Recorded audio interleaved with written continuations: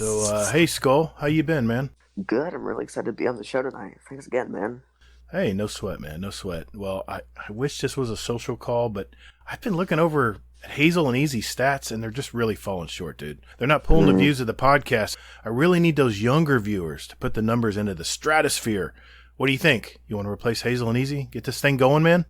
I don't know, man. I mean, maybe. Good evening. Hey, what's up, guys? What's going on? Me and Skull are just sitting here relaxing, kind of breaking the ice. Yeah, doing that kind of stuff. Yeah, he wants me to replace you guys. Something about, I quote, stats into the stratosphere. I can't believe you want to replace me this early in the podcast. Man, come on. Guys, I'm in this for the money. Pure and simple, Gatr told me potato thumbs are making serious loot. Dad tails retired early as millionaires. What? But what about the games? Come on now. Come on. You just need to pull your weight, man. Pull my weight? Hey, whoa, guys. Whoa, what the hell? We have a guest here. Come on, we got to be professional. I'm done. Oh, man. I guess if you're going to go like that, then, why don't you just hop off?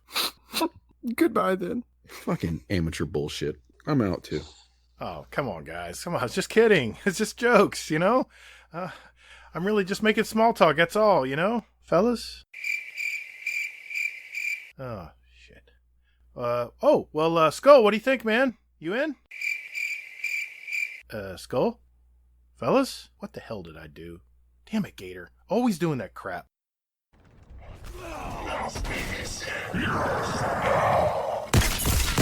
Guardian down.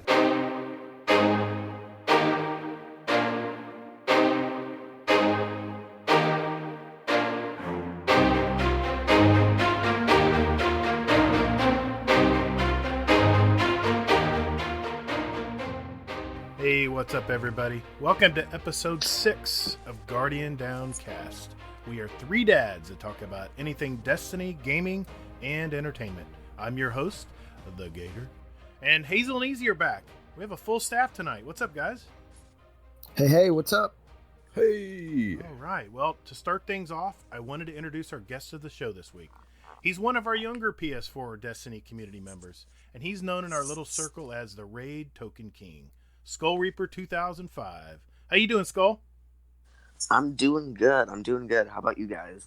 Excellent, man. Yeah, welcome aboard, Skull. Welcome. Yeah, guess of the Thank show. you.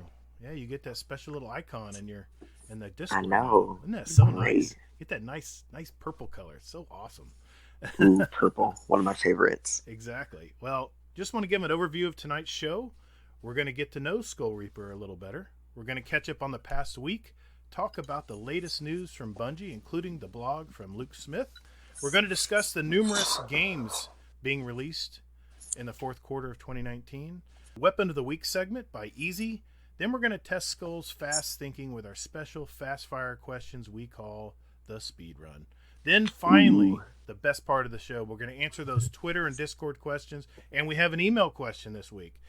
We're going to add 2 songs each from everybody here to our Guardian Down Spotify playlist. It's another jam-packed night, guys, so let's get locked in and rolling along.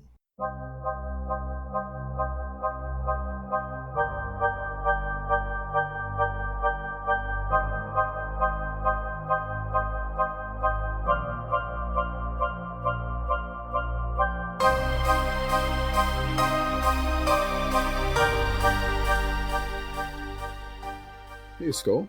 How's it going, man? Hey, I'm doing okay. You doing good? Yeah, I'm always good, especially when I have some Jameson going. Uh-oh. Yeah, God knows where we'll be at the end of the night. You going to be 20 in? Holy crap.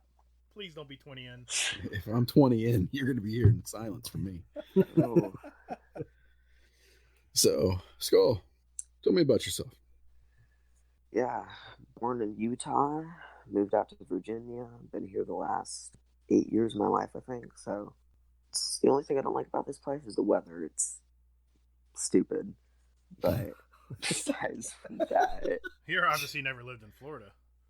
I went to Florida once. I was 8, I think. Took a trip to Disney World, Universal Studios. That was good, but it was hot. What's up with the weather in Virginia, though? I'm curious. So it's kind of weird. We do have all 4 seasons, unlike Florida or any of those other We have 2 seasons in Florida. Winter Yeah. and the rest of the year.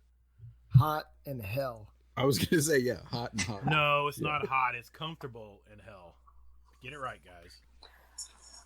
Yeah, because sometimes you can have like huge snowstorms. Well, we haven't had one in the past few years, but you can get like big snowstorms, and then it's the polar opposite. Like 6 months later, it's 90, 100 degrees. So it's just crazy because it's all over the place. One day it'll be cool, and then the next week you just want to stay inside. Yeah, sounds like Ohio. So, what got you into Destiny, man?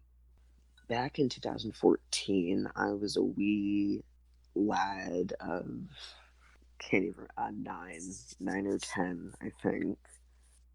Now I didn't play the original Destiny. I really wish I did, but I did watch my dad play it, and I was really, really intrigued by it. It just was cool. I know, just something enthralled me.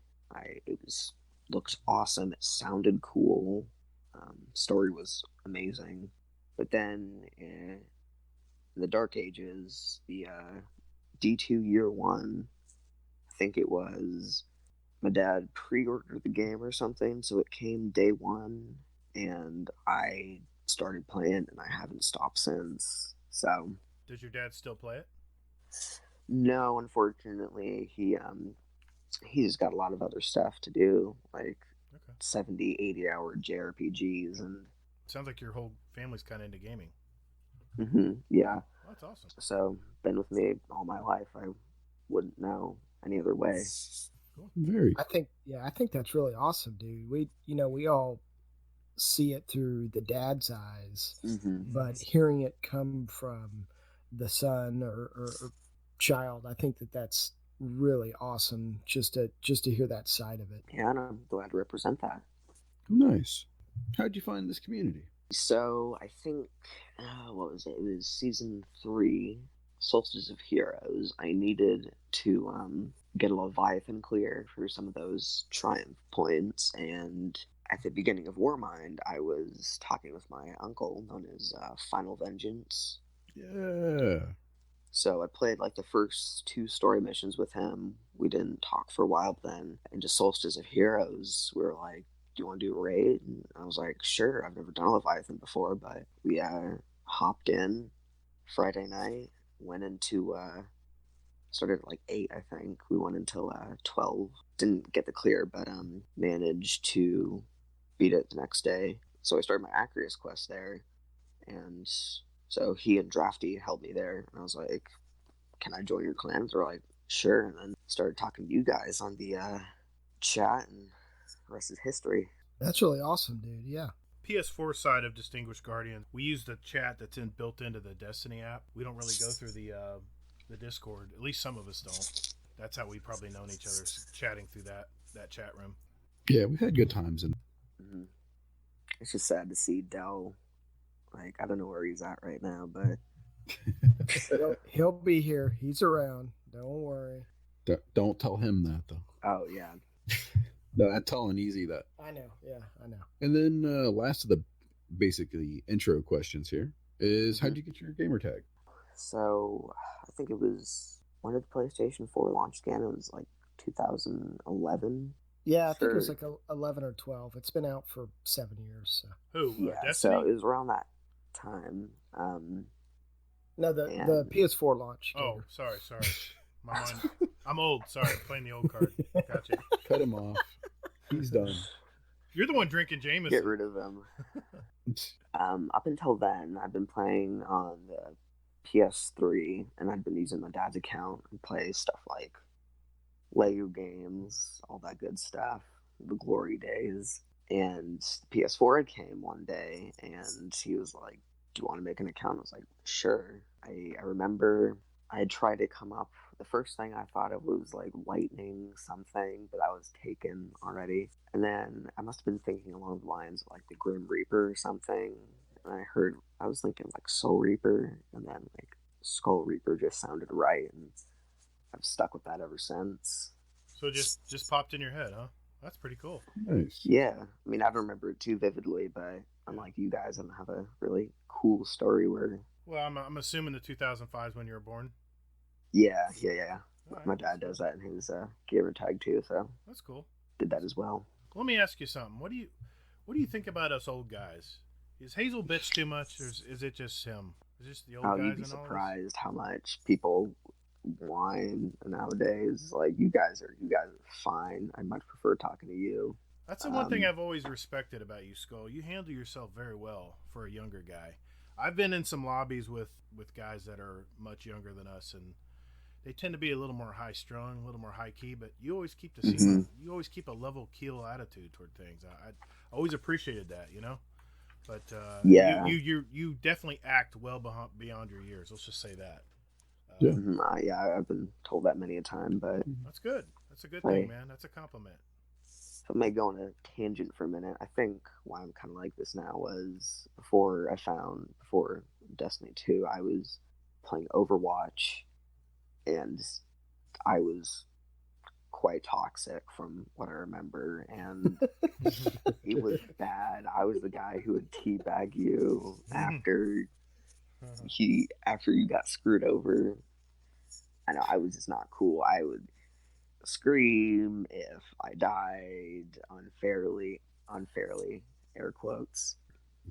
I remember I thought I loved it, but I was just really screws you over after a while. So I think I don't really know how to put it into words, but something changed. I think I just didn't want to do that anymore. I still try to get easy to quit teabagging people when we're playing Iron Banner. You should hear the cussing, man. I've never heard so much cussing. The guy's like, "Take this, you little son of a," and he's just teabagging him. I'm like, "What the hell, Easy? What are you doing, man? The guy, you killed him with your super. Of course he's dead." I'm like, "God damn." Toxic. Yeah. In Easy's defense, though, he was teabagging me. Oh, I see.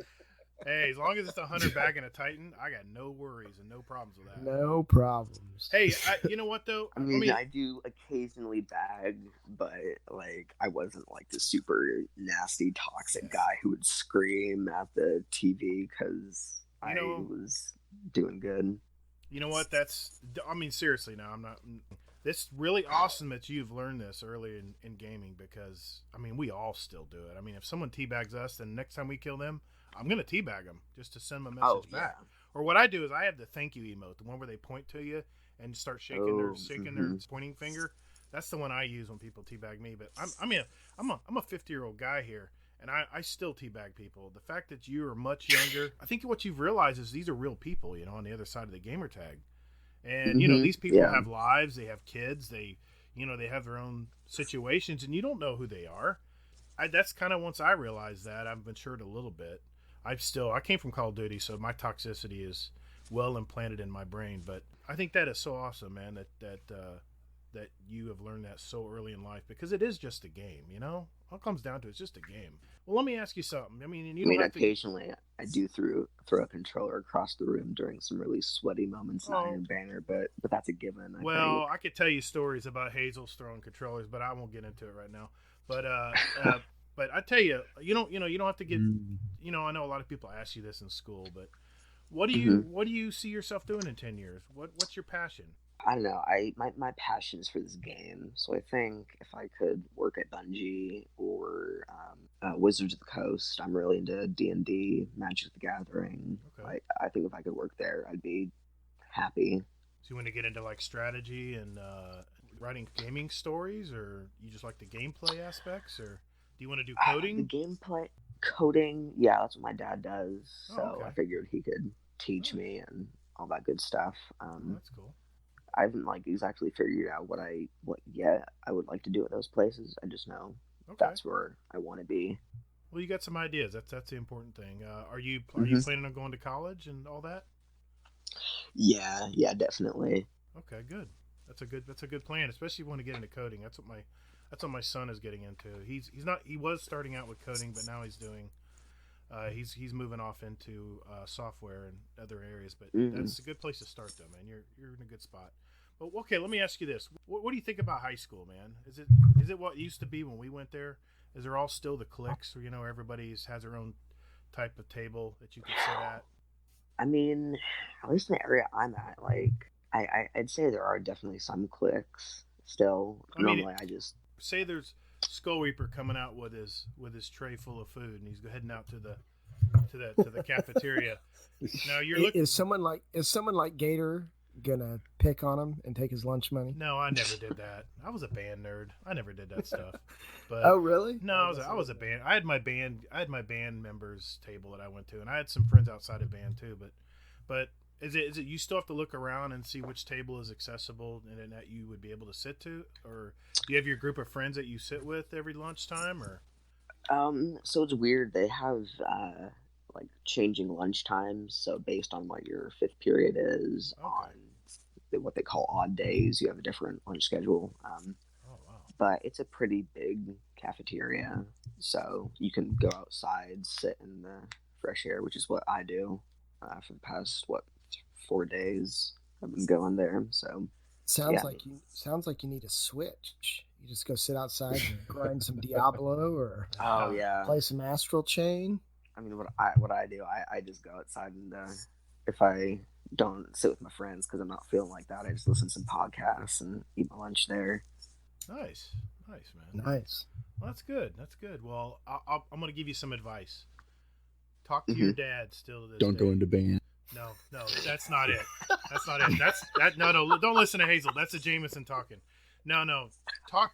You know what? When my son got to I don't know, when he got into high school, he kind of shut me off. You know, it's like it wasn't cool to talk to dad anymore.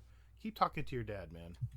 Your dad's into coding. He's into gaming. Just be lucky that that's the fact, because there's a lot of people who do gaming like we do, and their wives don't call themselves gamers. Agent H talking about you, bud. And I'm not a gamer. I don't know why you guys do this stupid game. We're not gamers. Yeah, right. Whatever. But anyway, talk to your dad still. I know it's not cool to talk to your dad, but keep him in the loop, man. That's all I'm saying. That's my advice. Now, you know what? You can take that advice exactly for what you paid for it. Well, thanks, Skull, man. I appreciate you joining us tonight. You guys got any more questions? Any more questions, guys? No, Skull. I was hoping you got the rest of the night off. You can hang out and finish up the podcast with us. Oh, totally. Is the PS4 timer on, or are you good? Is it going to shut off? Nah. It's, Come on, Gatr. I'm sorry. I got to still rub that in. He would be, okay, I got 2 minutes left, guys. I can't do this raid. Sorry. Blip. I'm just kidding with you, man. Now, of course, I'm your Sherpa, so that makes it even better. Yeah, I know. You're known as a token king. Tell everybody what I mean by the token king. I think I've earned a lot of tokens, right? I mean, I can't even count anymore. I know I've got probably. I really can't. I probably got an unlimited account. I think I'm grandfathered in. I think. Yeah, Jeez, yeah. Tooting his own horn. Yeah, man. I've run some raids with Skull. Yeah, he's a good Sherpa, man. He's good at helping everybody move around, and so, like what you do, Hazel. I'm too impatient and too old and cranky to be a Sherpa. I don't have the patience, but you guys do a really good job there. But sorry, I'm rambling on here. And sure, don't want me to explain those tokens. Yeah. Do that. Oh yeah, go ahead. It is what you asked. It is. Sorry, hey, I'm trying to run a show here, guys. How old is Gatr again? I don't know. I don't remember. I lost 12. Last time I checked. Sounds about right. Go ahead. Why they call you the token? The tokens. Token King. So I was bored one Saturday night, I think, and I was like, I have a great idea for a cryptocurrency in game. So I made up Skull's carry cards. Basically, you start off with 10 of these. You hand it over, and I'll Sherpa you through any raid of your choosing. Just the newer ones costing more tickets. Of course.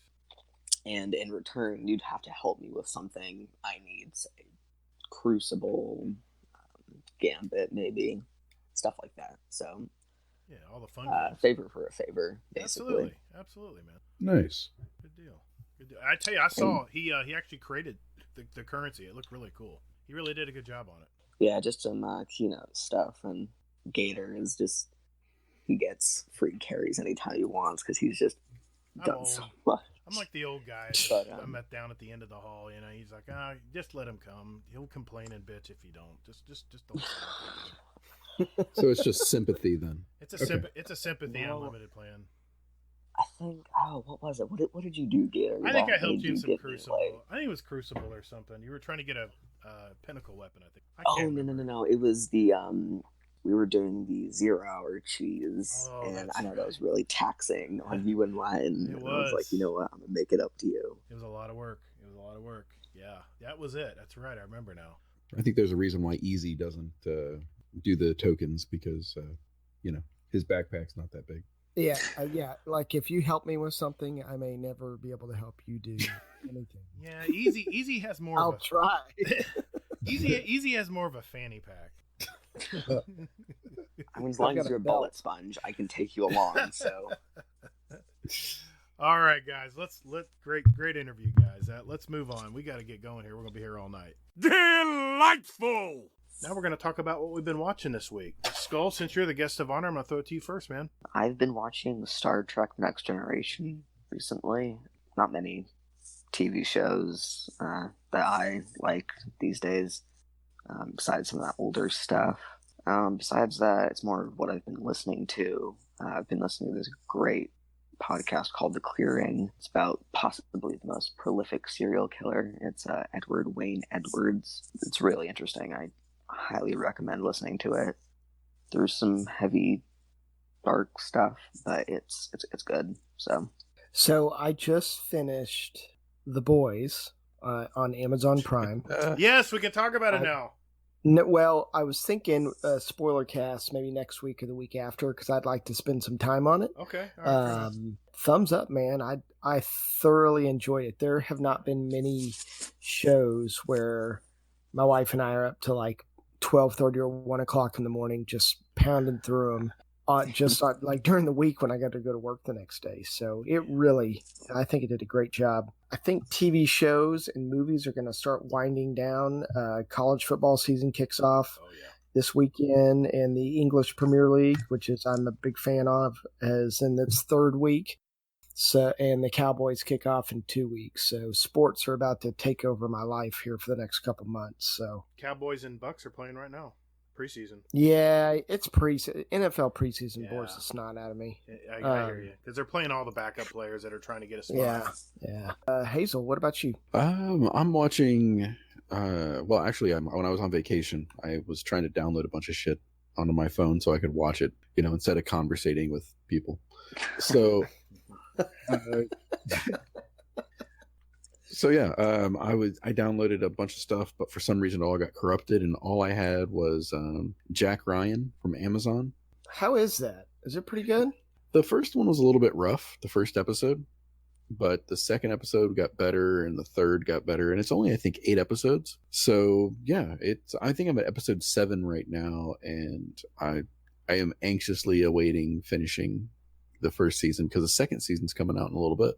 Very cool. I watched the first season. It's a slow burn, man. You have to really get past those first 2 episodes to really get into the story and what's going on. Yeah. And then the other thing that I'm watching is because basically I didn't have access to whatever it is, The Expanse. So I was just looking around, and people I work with, they highly, like beyond belief, recommend The Handmaid's Tale. Oh, yeah. So yeah, I started watching that, and it's like literally the scariest show that I've ever seen. Really? What's the premise? What's the basic premise? Like, I don't know what it is. So basically it's just shit goes bad in the US, and there's a problem where basically women cannot have kids, and only it's maybe 5% of the female population can have kids. So pretty much women are separated from men pretty much altogether. A certain segment of women are basically just broodmares, basically. So it's there's a guy, and he's married to a woman who can't have kids, so they have this handmaid that he tries to impregnate, and then it's very dark because women pretty much have lost all their rights, and it's weird to see kind of the reasoning behind what was going on, like before this whole thing happened. And it's like, oh, well, I think I heard about that in the news, like this, like little like tidbits and things. And it's kind of scary to see that not that it would happen, but that it could happen in some weird alternate reality kind of thing. Yeah, that's definitely interesting. Yeah, especially because I have a daughter. Yeah, Flip and in the Discord, he has 2 daughters, and he was saying the same thing, that he's scared shitless basically when he watches the show. But yeah, highly recommended though. Yeah, is that show like Dark Ages? Like, what date, what time period are we talking about on that show? Oh shit, man! It's like tomorrow. What?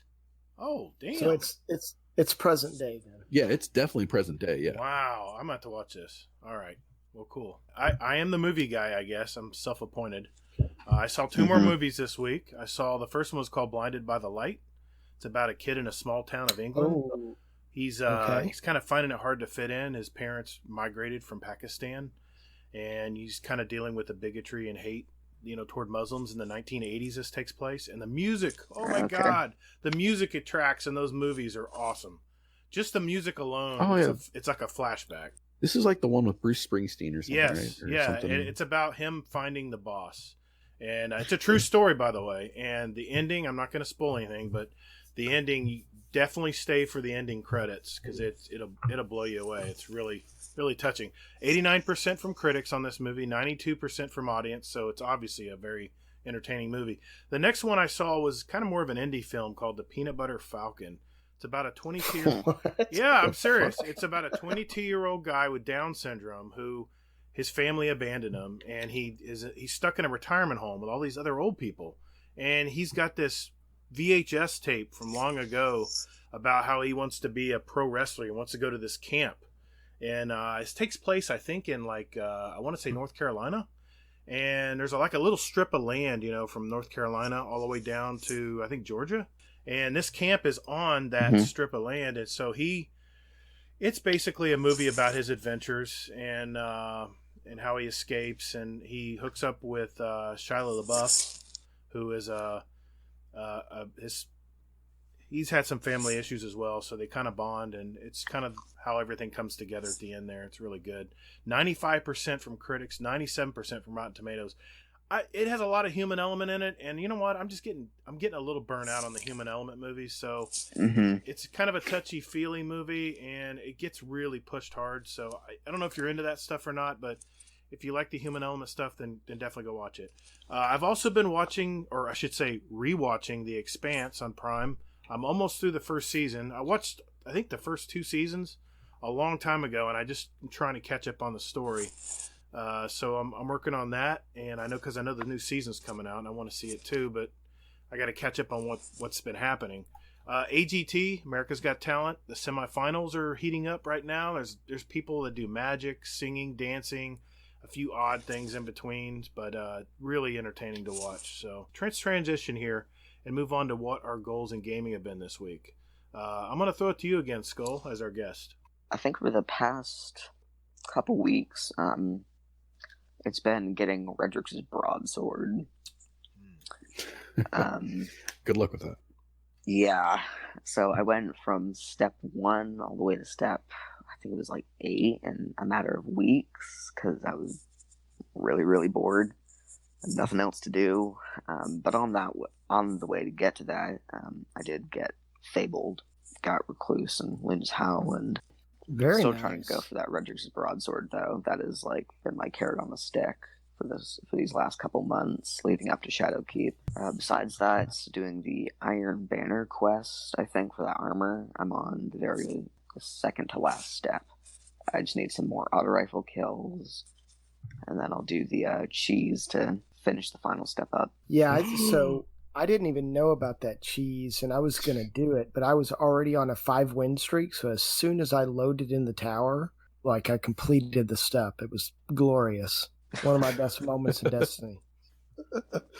That's great. Yeah, that is the as far as pinnacle weapons, that is the longest grind weapon I've ever had to do. Thank God I got it done. I got it done last season, and it was brutal, man.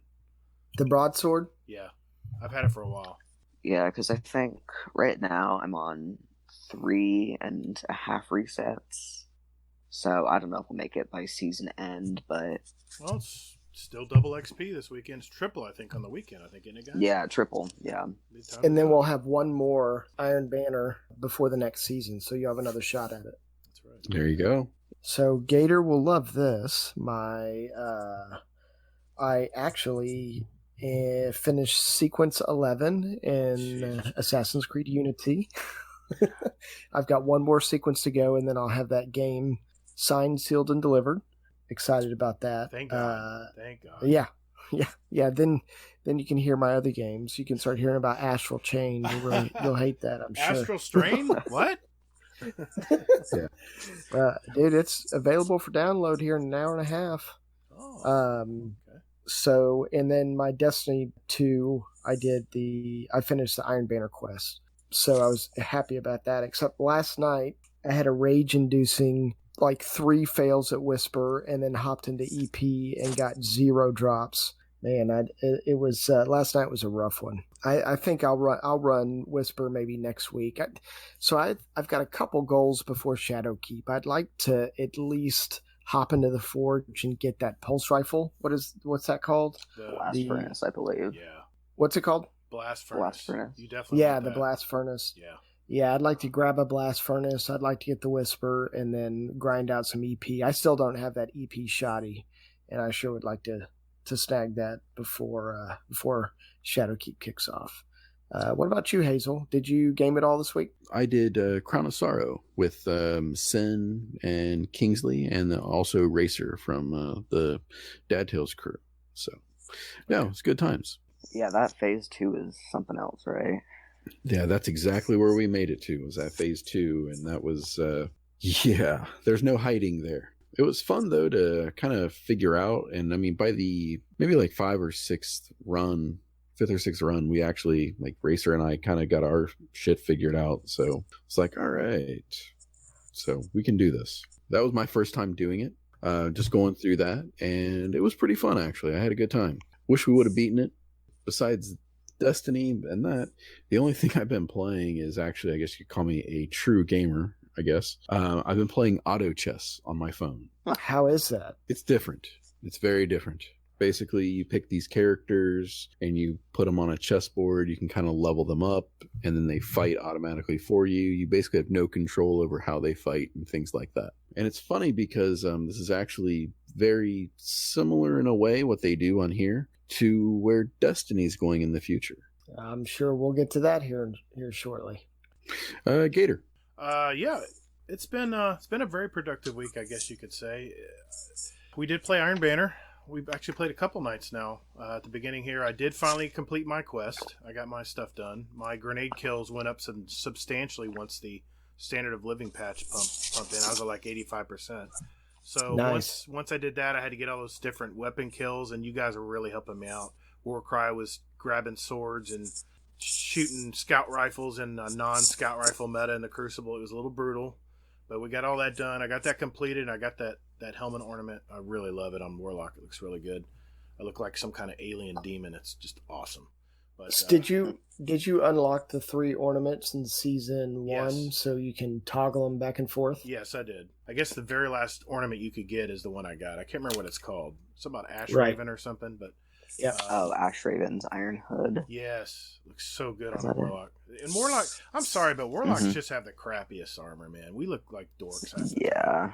It's really bad, but I've been playing obviously more Crucible because I'm still working on my Revoker and my Recluse, trying to gather those glory points up. I did a lot of sniper kills on Iron Banner, and one thing I realized is when you play cross-platform, your sensitivity on your controller, because I play PC on controller, it was on 10. I have it on 10 on PC because it's a little bit less responsive. When I just realized the last 2 nights I've been playing Iron Banner trying to snipe, I was playing on a 10 sensitivity, and I normally play on a 6 on PS4. So my snipes were all over the place, but I managed to reel it in. I just keep forgetting to make that switch. So important public service announcement here. Whatever you have your settings on your controller on PC, make sure you change them back when you get on the console. Otherwise, it'll just be the same across both platforms. I did also start playing my first night with the Potato Thumbs podcast guys in their Crucible League. I played on PC last How'd week. that go? Dude, that was fun. Man, there are a lot of good players over there. I hope they didn't get tired of my Telesto space magic, but I know that Fluffy has this fusion rifle, the Arental, and he's got a really good roll with that backup plan. And he actually fusioned me out of a mid blink. I was impressed. And I think I hit Laz with a beloved sniper kill, and Laz just, of course, is Laz. He goes, "Oh, beloved, okay." And then, of course, I get sniped 2 or 3 times by his Bite of the Fox Iron Banner sniper rifle. So, man, I had such a great time. I definitely can't wait to play again next week, and looking forward to it. And, you know, what's funny is we all stay in a party, so we're all talking smack to each other as we kill each other. It's kind of fun. But I had TJ with me that night, and his mic wasn't working. So everyone else is communicating, you know, making call-outs, and I'm talking to myself because TJ can't. I guess he can hear me, but I can't hear what he's calling out. So it was a little challenging, but I ended up doing pretty good, I think. But my 2 goals after Iron Banner here is Scourge of the Past raid and Crown of Sorrows raid. I have to get those done to get my title for the Solstice event. So I'm going to have to get that done, and those damn tributes. I have Crucible games I got to play, Gambit games I got to play with the Menagerie weapons and gear, and it's like 2% a game. It's really slow, so it's crazy. I think I'm at 75% on Gambit, and I'm like on 60% on Crucible. So I'll get it done before the month, you know, for our last month here of the season. But that's kind of what I've been doing this week. So sounds good, guys. Let's move on to our next segment, This Week at Bungie.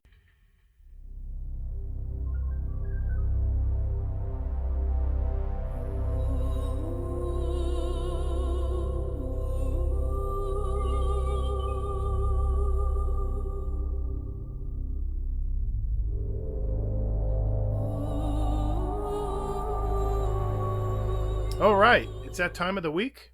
Talk about This Week at Bungie, and I think we're talking about mainly the new blog that Luke Smith came out with. So, Hazel, I'm going to throw it to you, man.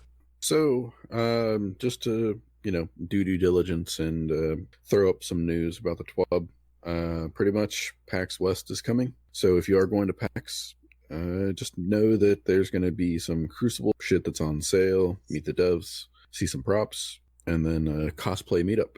Aside from that, 2.5.2.2 will be dropping next week at the end of Iron Banner, and that is going to have some quality of life changes for the Wendigo, Mountaintop, and I want to say the Recluse too. We'll find out some more about that when they drop the patch notes. Also, PC migration, BattleNet purchases on September 3rd, random other bullshit is going to be ending as well. The main thing that was dropped today was Luke Smith advising the Destiny community how seasons will be working in year 3. Some people are a little bit up in arms about this. Other people are all about it. So let's dive in here. Seasonal progression is going to mainly revolve around 2 things. One of which is going to be the artifact. Now, we've heard about the artifact before, but with the artifact now, what it's going to be, and by the way, it's not going to be anywhere near the way it was in D1. You know, they pretty much took this and evolved it from that. So you're going to get special mods just for this that you can socket into it. The progression bar for the artifact is going to be infinite. You can play and play and play and play and play, and you can level up your artifact to whatever level you want. As much as you play, you'll level it up. The only thing with it is that at the end of the season, the mods and the artifacts are pretty much put away until they, you know, bring out the new artifact for the next season, and then they will bring out new mods or maybe rehash some of the old ones. So real quick, Hazel, if you don't mind explaining to me, so what is the reward behind leveling up your artifact? Like, what are you getting out of it if you just grind the hell out of it? Are you getting extra mods? Are you getting extra gear, extra light? Like, what is grinding this artifact going to do for you that it won't do for someone that's not grinding it? That's a very good question, and that's some information that I was looking for myself as I was reading this. Okay, yeah, no big deal. I was just wondering, Yeah.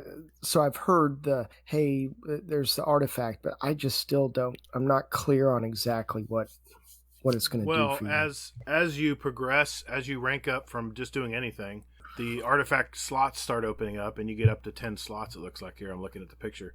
And then after you reach the max on unlocking that, then you start, I believe, you start getting power points. That's where you start. Think of it as like an Ingram. You know, when you get past level 50 and you get, you do another reset on a level, it kind of gives you another Ingram. Gotcha. I think that's how it works with the artifact here. I'm looking at the picture. It says 12 out of 12, and then it says plus 14. So I'm thinking he's done 14 resets on this artifact, kind of like the Ingram. Does that sound right, Hazel? Yeah, pretty much. So, but then you can take it beyond that as well. So pretty much like, you know how now you level up and you just see like the bright engram drop on the right and you're like, yay. But it really doesn't mean shit. It still doesn't mean shit really, but at least it will go ahead and give you a number. So you can say like, oh, I'm at 52, 54, 70, whatever it is. Well, one important point I wanted to mention about that, just to add to your point, Hazel, is that plus 14 I'm looking at is probably plus 14 light or power or however you want to express it. And that is across all your characters. So if you have 3 characters and you're working on one at a time, that plus 14 is going to carry over to your other characters to add to their values as well. Mm-hmm. Yeah, it's account wide, and that power, but really though, I don't know if it's going to be that impactful. And it goes away in 3 months, 10 weeks. There you go. And then you have to start all over. Well, it gives us something to level up. I don't mean to be the negative guy during this, but it just sort of, to me, the artifact is all right. It's just something else to level up, basically, like you said. Well, the perks better be damn good. I'm looking at some of these. It looks like Vex, like extra damage to Vex bosses, and of course, I'm guessing here, but yeah, the usual stuff. But I'm sure that some of it's going to be like maybe like Firefly only for Vex or something like that too. Yeah, makes sense. Yeah, I'm reading here and it says artifact power adds directly to your overall power. Mm-hmm. So I'm assuming, like y'all were talking about, the more you rank up your artifact, the more powerful you are. So it'll probably just help you overall in the game and raids and nightfalls and all the other activities that you're doing. Yeah, and I do believe that they're going to be trying out some exclusive perks on there, like you guys were saying, but they're going to try out some like pretty powerful things from what I've gathered in the past posts. Right, exactly. And then the thing that I liked about the only thing that I really truly liked about the artifact is what Luke Smith said in one of the State of the Games kind of thing, where they're going to be throwing some mods in here that are basically purely for Destiny 3 or Destiny World or whatever the hell Luke Smith came to fucking Gatr said. Again. Mm-hmm. Destiny Online. Mention that dream. Luke came to me in a dream, I'm telling you. Oh my God. Hey, now let's No, that's your segue, Gatr. You're supposed to say your patented phrase. Skull, have you heard about my dream? No, that's okay. Jeez, anyway. Everybody's heard my dream now. It's old news. But I want to wait a minute before you continue here. I want to do a hypothetical here.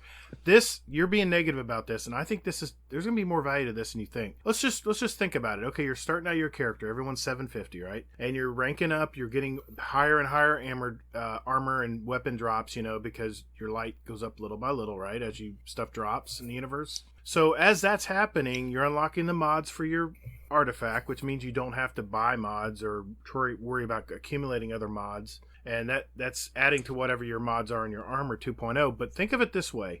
Let's take this picture for an example. It's plus 14 light, right?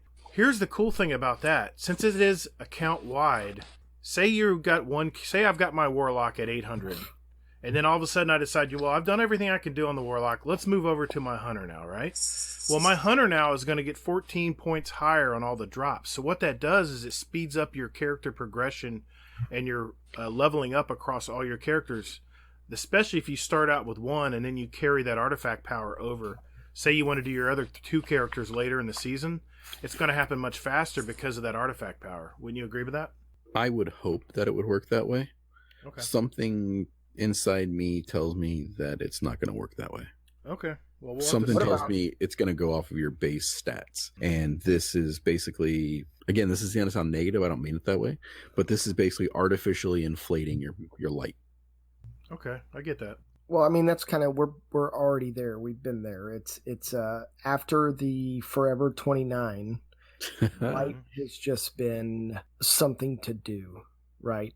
It's not the roadblock that it used to be. Yeah. Yeah. And you feel like you got something done. You know, like you were talking the other night. The past segment, how you went to EP, didn't get a drop, and you got your butt kicked trying to do the Whisper mission, and you're looking at the time you invested that night, and you're like, what the hell did I get done? What did I accomplish? I wasted time. Nothing. So that's what Luke Smith's talking about here. And right. Hazel will go into more detail here, but he every night, whatever and this is where he was talking about short, medium, and long-term goals from last week's episode, he's expecting you to have some measure of progress every time you put time into, whether it's a night or a week or whatever. So, and I think I can appreciate that from an extremely casual point of view. I mean, it is encouraging to know that every time I log in, something's happening, right? I'm getting some sort of benefit. Even though I may run Whisper 10 times, not get a Whisper, at least I'm progressing in my overall stats. Yep. Yeah. In shooting stuff, yeah. Mm-hmm. Right. How do we feel about the artifact? Yay, nay? I'm yay on this one. I'm yay too. Anything they give us that adds additional perks, I'm going to be playing anyway. Why not? I'm kind of on the fence, personally. So I'm like, I'll give it a shot, of course. You know, it's fucking Destiny. Why not? You know. What else are you going to play? Yeah, exactly. Auto chess? Assassin's Creed Unity. Hey. Don't get him started on. Don't get him talking about that game. You better watch your step, boy. I don't mean to derail us. All right. Now, the artifact is not the controversial part. The controversial part is the next part. Season pass ranks. Yeah, exactly. So pretty much during the seasons, what there's going to be is there's going to be basically a countdown for pretty much every day in the season. During this countdown, you're going to be playing like you normally do. So in the case of Easy trying to bash his head against the wall doing Whisper, he's going to be killing shit. He's going to be trying to get to, how many levels is it? 35, I believe. Were you talking about the pass? There's 100 ranks. Okay, yeah, there's 100 ranks. So Easy's going to be trying to, just kill shit and do this and do whatever he's doing. And he's going to be trying to get to rank 100 for this. And he's not really going to be trying to do that. It's just going to happen naturally. For the most part, it sounds like. In the course of that, at certain ranks, he's going to be getting engrams. So it could be engrams, loot, weapons, whatever. There's one here that says 100,000 glimmer. Holy moly. Correction. That's 10, the premium. Oh, of course. Sorry. I'm assuming everyone has premium here. Yeah. So what's the difference between regular and premium? Regular is basically free for everyone. Now, the premium one is going to open up at some point during the season. So it could be 3 weeks in, 6 weeks in, something like that. But they're not going to open it up at the start. That's the main thing. So it's not going to be like basically, hey, pay $20 and get all the ranks right now. But they're going to do that at some point where it's basically a catch-up mechanic. So, it's 6 weeks in and they open it up and you're at rank 38 and you're like, hey, I really want this special weapon that's only going to come out during this event for right now. And that is the case, Easy. I know you're already thinking it. So there's going to be special weapons that are going to drop during this. And one of them is an exotic bow. Another is a hand cannon. That's an exotic. There's going to be some armor sets in there too. It's only going to be in there for the season. And then after that, they're going to be world drops in roughly 6 months later. Well, he said not 6 months, but within that 6 month period, I guess. Not to exceed that like in the past. Okay. It'll drop maybe in the next season, but it won't be immediate. You'll have to, it'll pop in sometime mid-season probably. Yeah, what I'm understanding you saying is that you've got to reach a certain level in your season pass or battle pass, whatever you call it, to be able to obtain this coveted weapon, correct? Correct, yeah. And it's like, for example, it's rank 35 to get the exotic hand cannon, Ariana's Vow. But if you buy the premium one, it's available right then and there. Just how fast do you want to use it? Kind of. All I can say is Thank you for listening, Bungie. Hey, yeah, I don't know Really? why is everybody up in arms about this? This is awesome. As a casual, I'm happy about this, right? Yes. I don't have the time to grind out like the people that played 4 or 5 nights a week. So it's their way of throwing me a bone. I mean, I feel like there is some split here, and I'm not going to get into it at all, but I am, as a casual, I am in favor of this. I like it. I appreciate it. And here's the kicker. Say you're okay, let's just say throughout the season now you're level 75 on your season, and you see some stuff at that premium bar at the bottom. And these are kind of like record books, I guess, right? Kind of like long record books, like stretched out. That's the way I see it. I know you guys call them battle passes. I don't play those games, so I don't know what that term means. But what Luke Smith did say is, say you're, like you said, say you're like 75 and you see a weapon or something you want in the premium bar that you're not going to have time to finish, you will have an option to buy it. And he also said, okay, so I can see how this works now. You're going to purposely slow everybody down, so we'll have to pay for it. And he's like, I know you're thinking that. Luke Smith said that. He says, I know you're thinking that, but no, the progression rate is going to be the same. Nothing's going to be tweaked. Season to season, we'll look and see how quickly people are getting to everything. But he says they're not going to do that. So yeah, well, they already got busted on that. Yeah, last time anyway. I remember that. Oh, what was? Yeah, I can't even remember what that was. They did get busted on throttling. Yeah, it was year one. Exactly. It was year one or something like that. It was not. It was on the people were farming public events. So what they did is they said, okay, fine. Every public event you'll get less and less. I thought it was something else. I thought it was more dramatic than that. It was in the XP bar. You would look at the XP bar. You would have like the same amount of XP, but you look at the bar and you see it's barely moving. So what they did is they stretched out the XP per level, per engram. And so you're making maybe the same XP per public event or whatever you're doing or farming, but it's going to take you a lot longer to get there. That's what they were doing. But he says they're not going to do that here. So I don't know. Time will tell. Yeah. Well, unless they build it in, and then in that case, you don't even know. Well, that's true. He says it will be consistent though for everybody. Skull, what do you think about this? I don't think we've heard from you. It sounds like you are a more rabid player than the most of us. But what do you think about this? I'm personally okay with it. They've split from Activision. They need something to keep consistent income coming. So this is their solution, and I think it's fine. You can either not pay and just have to wait a little bit longer to get some of the things, or you can pay and get those things faster. Or you can just play the game and try to get to it that way. Right. And let me quote him here, just so this is clear. He says, I see you, quote, did Bungie just raise the XP needed to get a rank to some ridiculous level so that players have to buy ranks at the end of the season? The answer to that question is emphatically no. For example, in our internal team test, playing strikes in a fairly relaxed manner, 18 minutes per strike playtime, with full stacks of bounties, can get a seasonal rank in less than 1 hour. Every week, Guardians also get rest XP bonuses per account, and their first 3 ranks are at triple XP. Playing strikes and full stacks of bounties and the rest XP should get you 10 ranks in about 8 hours. So, and knowing you, we'll all see even better ways you guys will min-max this in time to clear your ranks. That's a quote from Luke Smith.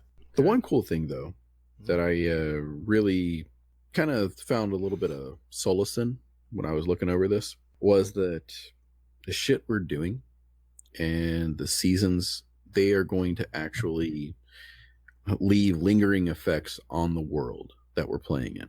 So like if we're playing something and Siva pops its head up again and it takes over something, we're going to see Siva in that area still. Interesting. So it's a live world, Hazel. So essentially what I'm hearing is no D3. Oh, don't you fucking start. He told me. I'm telling you, he told me this is how it was going to happen. You know what? I'm gonna start a swear jar where every time somebody mentions this dream, that we got to donate into it, and then give it to charity through the year. Oh, I like it. Yeah, exactly. Jesus. Oh man. All right. But yeah, so I mean that's the main pieces of that. I'm kind of on the fence with it though. I mean, it's just sort of like, I'm going to give it a shot and play it just like I normally do, and I'm not really going to try to get anything. I say that now, but of course I'm going to probably, and they didn't even say how much that pass is going to be either. That's the part that's kind of like, all right, what are we working with? $20? Mm-hmm. Knowing them, it's probably going to be like 30 or 40. Right. Hard to say. I don't know. Yeah. So, keep your ears open. Let's find out how much that is, and we'll be reporting back, guys. Yep. Well, this is the part I wanted to read out, and just bear with me here because I thought this was so intuitive. He said, "Let's reimagine the season of the Forge in year X of Bizarro Destiny." And you remember the Forge, where every character you had to run all these super long, grindy missions to open up the Forge to even start getting weapons. Remember that time? Yeah, I still have those open. Oh man, I still got a couple of characters. I'm like, screw it, I'm not opening that Forge. I got it on my other character. But let me just read this out because this is so profound. He says, a week before the season begins, all players receive a note in their mailbox. It simply reads, quote, "I have returned from the stars. Meet me on December 4th at 10:15 PST. Ada." You're gonna be going, who the hell's Ada? Once this note has been given out, a small countdown timer will appear on the Traveler. When the timer reaches 0, players in the tower see a ship, unlike anything they've ever seen, land between Zavala and Lord Shaxx. A figure transmits out and walks through the tower, opening a door that had long been shut. Remember the concrete wall that turns into a door? Players follow the character through the tower, and the figure lowers her hood and greets players. "I am Ada, and we have work to do." The season pass and the director is updated immediately. The rewards are revealed, and now Ada and players begin a season-long experience of refining forges in the world, completing bounties, finding materials, working on Black Armory sets, taking on the new raid, Scourge of the Past. In a twist, Dado and his group are the first to finish. I thought that was funny. As players work together to forge weapons early in the track, smithing and building new ones, the room around Ada begins to change. The schematic data from players' work is resulting in new weapons and mods for players to create. These weapons and mods don't all require playing the seasonal activity. Some of them are found in new encounters within strikes. Some of them are forged in The Last Wish, like the Alchemy Lab in Blackwing Lair. As the player community plays, meta objectives are revealed. Once a certain number of players have unlocked ranks of the pass, cinematics unlock for everyone to watch. We see the Drifter and Ada arguing over something, pitting the two against each other. The scene ends with the Drifter raising an eyebrow at a set of gun schematics behind Ada. As the season winds to a close, the Drifter begins to summon players to him. He's having a new space built in the tower. And the first the first people he asks for help are those who've earned the title of Dredgen. Now players begin to gather materials and donate them to the fund, the Drifter's new scam. The Drifter won't stop talking about the gun schematics he saw behind Ada. Very late in the season, players notice Ada's room looks like it's being packed up. She's leaving. The schematics that sat behind her are missing. Over the course of a few weeks, she packs her equipment, and in an event similar to her arrival, she vanishes. Ada, her wares, and her forges are gone. Banshee then reminds players that even though Ada is gone, she left him the schematics for her weapons and armor, and he'll be rotating them through time. And the Drifter asks you to visit him, saying he's got a surprise. That's how that season should have gone. Very nice. So the forges will be gone, but the schematics will stay in rotation somehow. Well, this is hypothetical. He's going back he's doing a Wayne's World, going back in time. He's saying this is if we applied this new theory on the new season to that season of the Forge that everyone was bitching about. This is how it would have played out. Wouldn't it have been a lot more fun if it was this way? It would have been so much easier. Yeah, the drafty would have been complaining about that. It's like, I want my AFK Forge farm. Of course. Mr. I have 10,000 materials. Oh my god. And then the people who have their kids play for him. I'm not going to go into detail of that. Grugrox! Excuse me. Chubby Wizard. No, I don't think it was Gru. I think it was Chubby. Oh, that's right. Sorry, Gru. Didn't mean to call you out, bud. All right, I took up a lot of Hazel's time here. Hazel, is there anything else we need to talk about? Not really. I mean, those are the main points, just an actual living world and the artifact and then seasonal progression. Thoughts, everyone? What do you think? I like the idea. It definitely excuse me, gives it more of a fluid feeling, I think. Yeah, I like it personally. Yeah, I'm down for it. You know what? Did I see somewhere that if you buy the season pass, if you buy Shadowkeep and season pass on one Yes. platform, it will open up for all of them, so you won't have to buy it Chubby Wizard for every. Yeah, Chubby Okay. Wizard mentioned that in our Discord, and thank you, Chubby Wizard, for mentioning that, because I guess the guy from Forbes, can't remember his name. Paul Tassi. Paul Tassi. Yeah, Paul Tassi. He said, I heard something from Bungie about how if you buy the season pass, the $60 deal on one platform, your main platform that you're cross-playing, that it does go across to your other. See, now they told us at the beginning that did not, that you had to buy all the seasonal stuff on each platform. And of course, who did that? Gatr did that. So I've spent $180 on 3 different platforms: Xbox, Steam, and PS4. And so it's not out yet. So I know at least for Xbox you can get your money back. Well, I don't know about Steam. Well, Chubby Wizard you should be able to get your money Steam, back since it's not released yet. Well, I'll look into that, but it would have been nice to have told us that up front, but not to hear it from Paul Tassi. You know what I'm saying? Right. Mm-hmm. Yeah, but you have to buy it on your main, yes. Whatever one you said is your main. Yes. Right. Yeah. Yes. Thank you for reminding me about that, because I had that in my notes to mention that, because I don't want people doing what I did and spend $180 on 3 platforms to play the same game. You know what I'm saying? So yeah. Anybody else got anything else? All good. Okay. Well, let's move on to our next segment. Status report. Exodus Black. Superstructure integrity, 17%. Data store integrity, 38%. Power core integrity, 89%.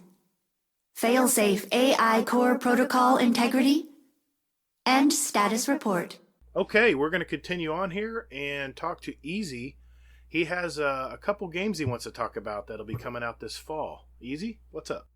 Hey, I appreciate it, Gatr. So before I get into the 2 games, Hazel, I am interested in this topic. It is the topic of the Disney-Sony divorce. I know you're kind of the MCU resident here as much as possible. Do you care? Do you have any insight of Spider-Man leaving the MCU for Sony, or do you have any opinion about it or whatnot? Well, my only concern is just about like the threads from the MCU that were left from Far From Home. I mean, it's like, are they going to touch on that at all? Do they have the rights to it?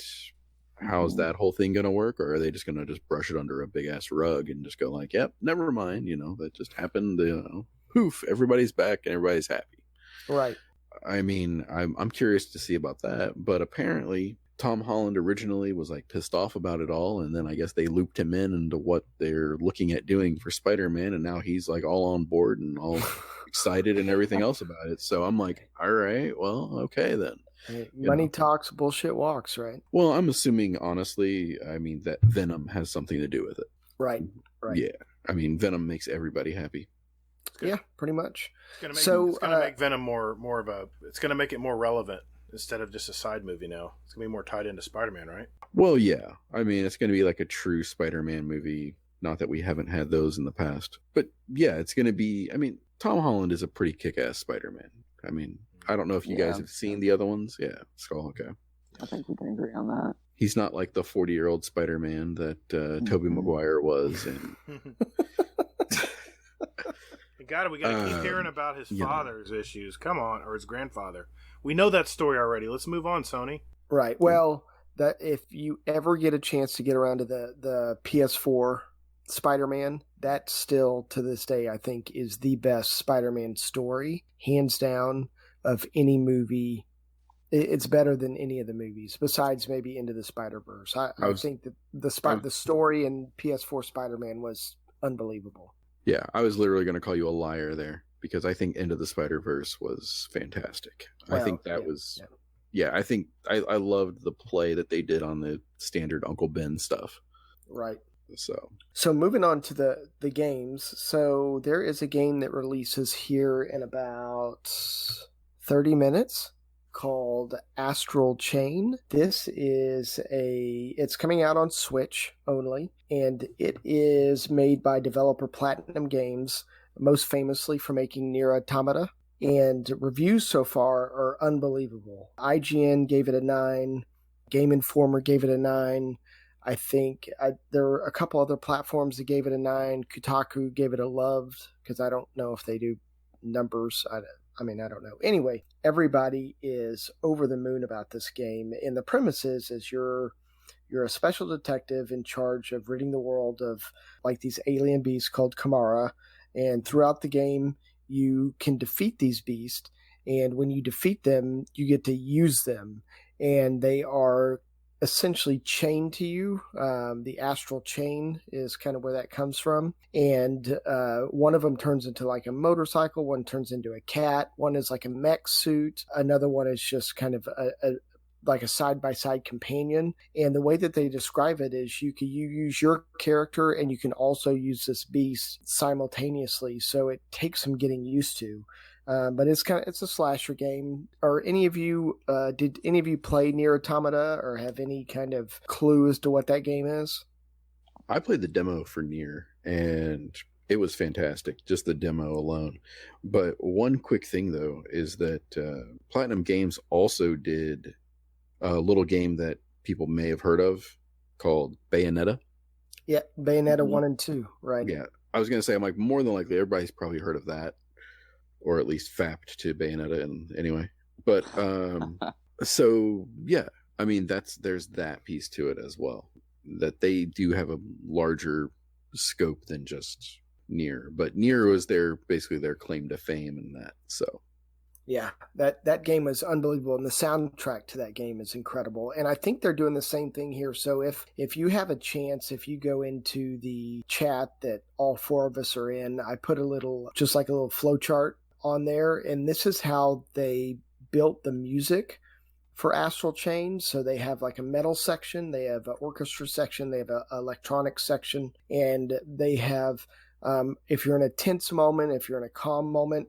So they have a handful of songs. I think there's only like 4 or 5 songs, but the iteration of song of that beat will be driven by the situation of the game, right? So you may be in not battle, and what you're hearing is the electro, but as the electronic beats, but as bosses start coming in, you're going to get the same beat, but it's going to shift more to metal, and you'll hear guitars coming in and orchestra coming in. Like, it's really incredible, and the music is awesome. I'm really excited for that soundtrack. It looks really cool. That's really neat. Yeah, it's pretty cool. And the second game here is Death Stranding. This is the new Hideo Kojima, who is all famous for the Metal Gear Solid. Comes out in November. And so nobody really knows exactly what the game is. I'm going to try to give it a premise. It sounds like Hazel's done a little bit of analysis and digging into it as well, so please interject. What the premise is, or what sounds like, is some sort of Big Bang theory happened, right?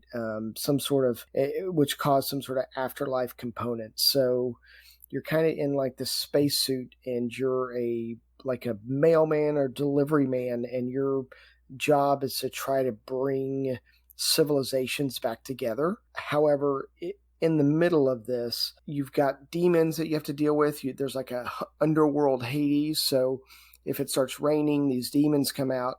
If you get caught, they suck you into like this underworld, and you've got to figure out how to get out of that underworld. And I think one of the ways to do that is you have like this little baby attached to you. I'm sure you've all seen the baby.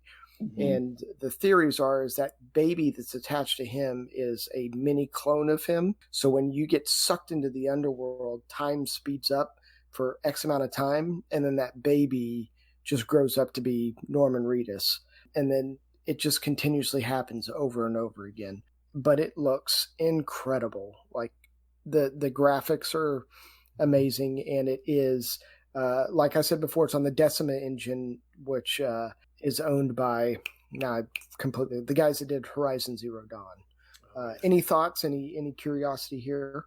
This is probably going to be a game I'll play eventually. Obviously, I'll be playing Destiny and Modern Warfare 2. I have a feeling I'll be playing that too. Obviously, Borderlands 3. But I'm looking at the video of this game. Man, I'm a big Metal Gear Solid fan, so I love Hideo's stuff.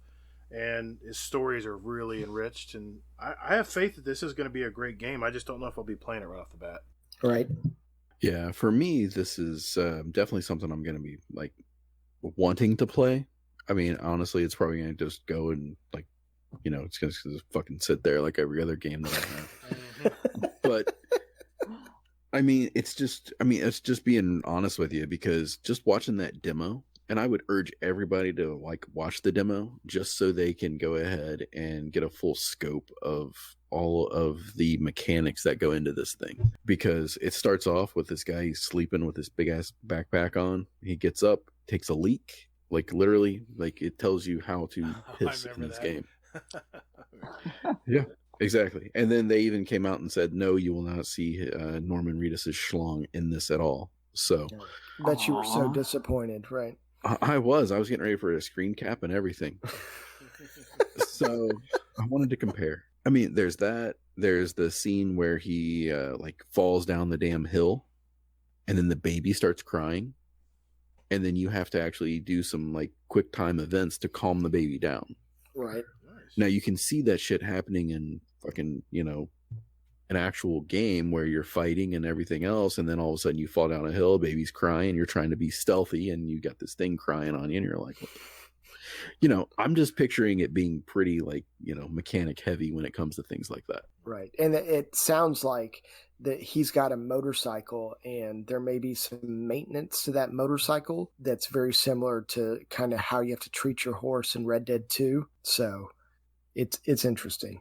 Nice. Mechanic Simulator 2.0. Nice. Yeah, there you go. What about you, Skull? Any interest whatsoever? Probably not going to end up playing it, but Death Stranding definitely does look interesting. Like, it may look bizarre, but Hideo Kojima knows what he's doing in the end, I think. Right. And all of his shit's bizarre anyway. So yeah. There is just so much competition for our time now. This is the busiest fall I can remember, and then don't even mention Cyberpunk 2077. I'll be playing that come spring. It's gonna be it's gonna be a balancing act, man. I don't know how we're gonna be able to do it. So you know what I've decided? I'm still teetering on this, but I think I'm going to pocket Borderlands 3 for a later date. Really? I think I'm going to skip the launch, finish up a couple games that I have, enjoy me some Destiny before Death Stranding, and then Jedi Fallen Order hit, because both of those games are going to suck my time. I forgot about that game too. Yeah, it looks really good, and I think I think Borderlands 3 will be a game that I pick up maybe Black Friday and then play sometime next year when I can fit it in. So that's it for the games of the week. Yeah, it's a really good problem to have, right? To have too much to play. I don't mind that at all. I remember I played Combat for like a year before another game came out. Oh crap! Oh well, we're gonna be busy, man. I don't know how we're gonna be able to do it. All right, well. Thanks, Easy. I appreciate those reviews, man, and insights on those games, and we're moving on. Only 1 minute left. All right, it's that time of the week again. So this is our segment we call the Speed Run. We have a database of 66 randomly asked questions, and Skull, you'll have 60 seconds to answer as many as you can. These are short 1 or 2 word answers, and we're going to keep track of how many questions were answered by you. In each episode, we'll add it up at the end of the year. And whoever has the most questions at the end of the year will win a prize, and it'll be a good prize. It won't be a tie, Fudd. Jeez. If it is in the event that we have a couple or 3 people in a tie for the lead, then your names will go into a hat, and you'll be randomly drawn, and you'll be the winner, whoever is drawn. So that's how it's going to work. So okay. So let's see. I'm going to ask the questions tonight. Easy, you're going to be our timekeeper. Hazel, you're going to be keeping track of correct answers. I'll be busy reading, so we'll need to make sure we keep track of that. So correct. Skull, if you get one of these answers wrong. If anything, Hazel's going to make sure that I'm not giving you credit for more than you got or not enough. So just keeps it accurate. All right, here we go. You ready, Skull? Yup. All right. 3, 2, 1. What's your favorite gaming console? Console. What is one thing we would find in your gaming space?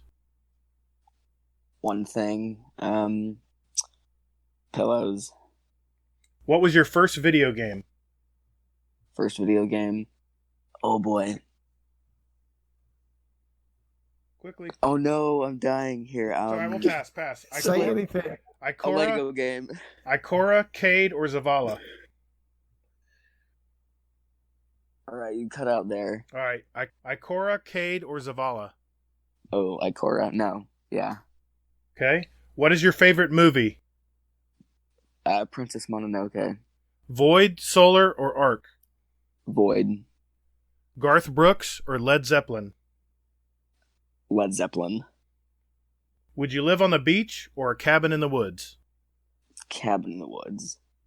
Ding, ding, ding, ding, ding. All right. I think you had one cut out there, right, guys? Yeah. Yeah. Okay. I'm gonna give him 2 because 1 cut out I think and it then did. I interrupted. So I think it did cut out too. So he gets +2 for whatever he got right. All right, Hazel, what's the results? 10. Oh man, I really thought I was gonna show everybody else up. I thought you would be fast, Hazel. I thought you were going to be in to win it tonight. But you know what? Oh, The question, I'm telling you, the questions make you think. That's what makes it so I competitive. know.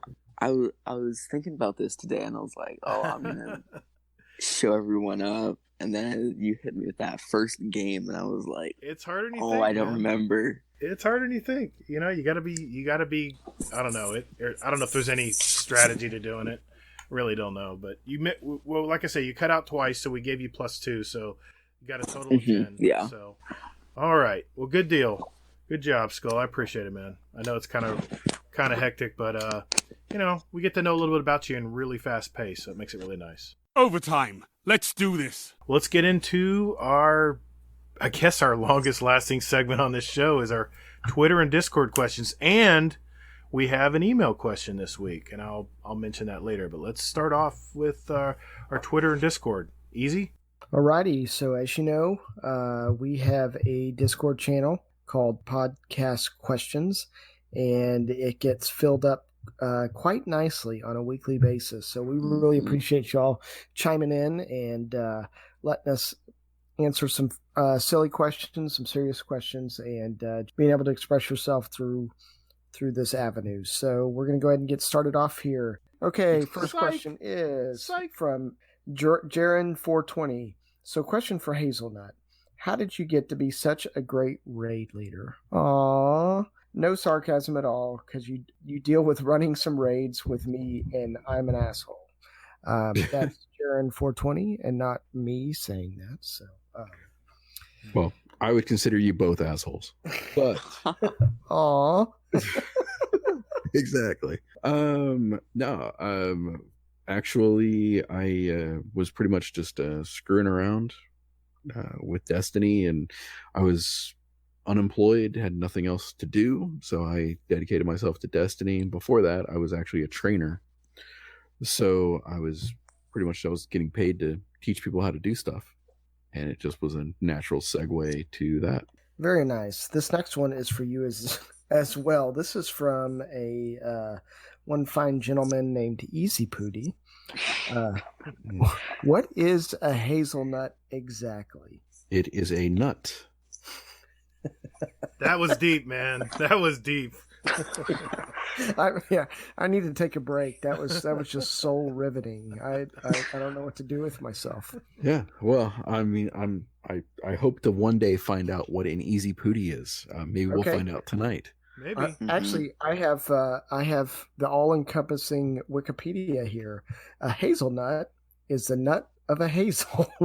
Oh wow! Now we understand. It all makes sense. And therefore includes any of the nuts deriving from species of the genus Corylus, especially the nuts from the species. Okay, anyway, so it's a nut from a hazel. Can you please stop talking about my nuts, please? I was going to make a joke there, but I felt like it was inappropriate. So You obviously don't know me.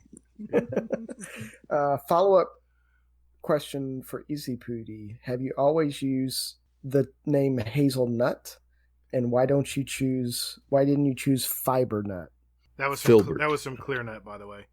Yeah, Oh, Clear Night. Filber Nut. Sorry, Clear Night asked that. But Bavette Pasta, actually, that guy. Oh, excuse me. Yes. Thanks to Dadbot. So, I was never interested in naming Filbert Nut, only because it was already taken. So I had to go with the next best thing for Hazelnut. Very nice. And that's all bullshit, by the way. Okay. Uncle Scum asks, what's the sexiest thing you've ever seen and it's not allowed to be your partner? I'm going to give this one over to Skull. You haven't answered yet. So. Uh-oh. Ooh, I think it was when I had my 1,000 voices drop. That was probably the sexiest. Good answer. Hazel? I would have to say probably my first paycheck that I got. You guys are interesting. Well, man, come on, man. It's that first paycheck you get when you get money, you have no responsibilities. All right, I get it. Come on, now that's sexy. You're like, I can blow this on anything and everything I want. Gatr? This is an easy question. Fast Times at Ridgemont High for us old guys. Phoebe Cates getting out of the pool in slow motion, all wet. Oh my God, she was one beautiful actress. Phoebe Cates. Oh man, easy. I think the sexy thing I've ever seen was me at about age 21. So, next question. Scum Death. I would agree. Scum Death asks again, question for the podcast. Any motorbiker, are motorbikes better than cars? My answer is yes, because cars are shit. I think motorbikes are extremely good looking, but there's almost nothing better than like a Porsche 911 or actually I'm a big Porsche fan. I would rather have a Porsche over a motorbike any day of the week. What about y'all? I'd say, yeah, I think motorcycles are much cooler than cars, but they're terrifying to me, I guess. Like being out in the open air on the freeway just seems terrifying. That's the best part about it, though. Think of a convertible that goes faster than a Porsche 911 off the line and hot top speed, and it's a totally immersive convertible, and everything around you is there to touch. It's such a neat feeling. But so you get hit in Florida. I've had multiple Jeep Wranglers, and you take the top off of that and you get on the freeway and it is a beating. I don't want anything to do. I want, if I'm going 80 miles an hour, I want a roof over my head. I remember I test drove my first Jeep Wrangler. It was a soft top, and I came from like Acuras and sports cars, and I was like, "This is a piece of crap. This is crazy. How is anybody supposed to even talk in this thing on the highway?" It was like rattle. It's crazy, man. I get that. I'd say motorbikes are better. Yeah, not practical, but better. Yes. Well, practical too. Gas. Save on gas. This is from Chubby Wizard. Which would be worse, losing your cell phone or losing your wallet? And what is more annoying, corn on the cob stuck in your teeth or popcorn kernel stuck in your teeth? I would rather lose my cell phone than my wallet. And corn on the cob is probably more annoying. Well, I eat a lot of popcorn, and man, there's nothing like a shell getting stuck in your molars and like in the gum, and you're sitting there scraping it with your tongue trying to get it out. Corn on the cob is a piece of cake. That's nothing, but popcorn is the worst. And I would definitely be losing my cell phone because the way iTunes, iPhones work now, you just download all your info from the cloud in your new phone and you're good to go again. A wallet, you got to go to DMV, you got to get your social security card again. Oh, forget that. Yeah, same for me here. Popcorn kernels are absolute monsters to get out, and yeah, losing the phone wouldn't be that big of an issue. I would agree as well. Yeah, the popcorn kernel, I mean, you can't even do shit with it once you get it out of your gum or wherever the hell it is. Mm-hmm. But the corn on the cob is like like a free treat. You get to eat it again. Exactly. Okay, Grugruck's ass. Whatever, Hazel. So, Grugruck's ass. So I was on eBay searching for Destiny collectibles and noticed a lot of people selling services like Mountaintop, etc. on your account. How do you feel about this, and would you do it? It's a free market, right? People can do whatever they want. I wouldn't. I personally, I don't condone it and or would not use it. Yeah, for me, I'd say if you have to use that to get your mountaintop or whatever, this is going to be a hot take, but just leave. Stop playing this game. Like, this game is about grinding for those hard things and then, like, finally getting them. If you have to pay someone to do something for you, like, there's no point. I'm okay with this, actually. I think that for me, the biggest hurdle I would have to get over would be trusting somebody with my information. I think Drafty said the same thing. Yeah. Mm-hmm. Gatr? I'm kind of conflicted because, yes, it's true. It is a free market. But here's the problem. I'm trying to get Recluse legit and getting my glory points playing solo and competitive. And I'm going against all these asshats that are doing account recovs that you look at them and they're like 300 light. They don't have hardly anything in their inventory. You can tell you think they're new people, and then they own you and get a 14 KD on you in a game. And you're like, this was obviously an account recovery because this guy shouldn't even be in the same lobby as me. He should be at a 5,500 max level legendary status. It's from a real point of view, this is bullshit.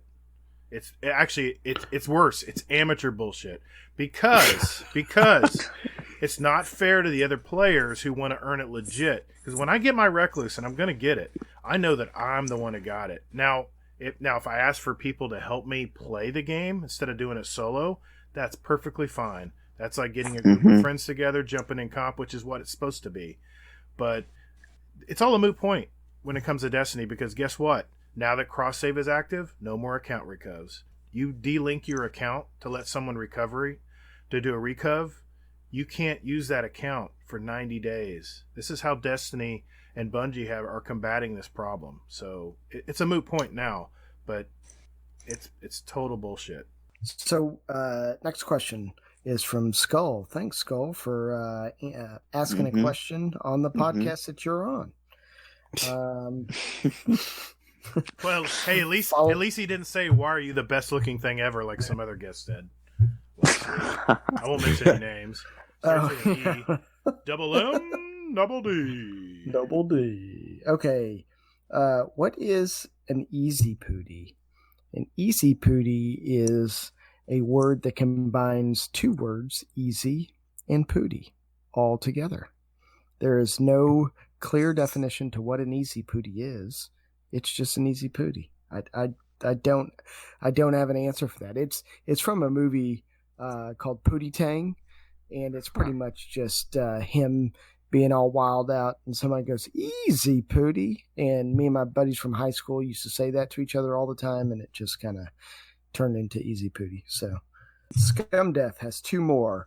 Wolfenstein 2 intro has just effed me up for about 2 minutes ago, and I need to take a timeout. It was horrible. Him saying it was horrible, it must have been horrible. Has any game made you stop playing just to get over what you just experienced? Love the show. So I guess I really haven't had that too much, but at the very beginning, okay, Gatr, earmuffs, Gatr, earmuffs. Mm-hmm. So at the beginning of Assassin's Creed Odyssey, oh, for fuck's sake! Spoilers. It starts off and it's Leonidas' son, and you're like in the Spartan whatever, and the Oracle has just told Leonidas' son to throw a baby boy over a cliff, and the mom is screaming and everybody's screaming, and then you are like an older child, you're like 5 years old, you run over to try to stop this monk for throwing the baby over.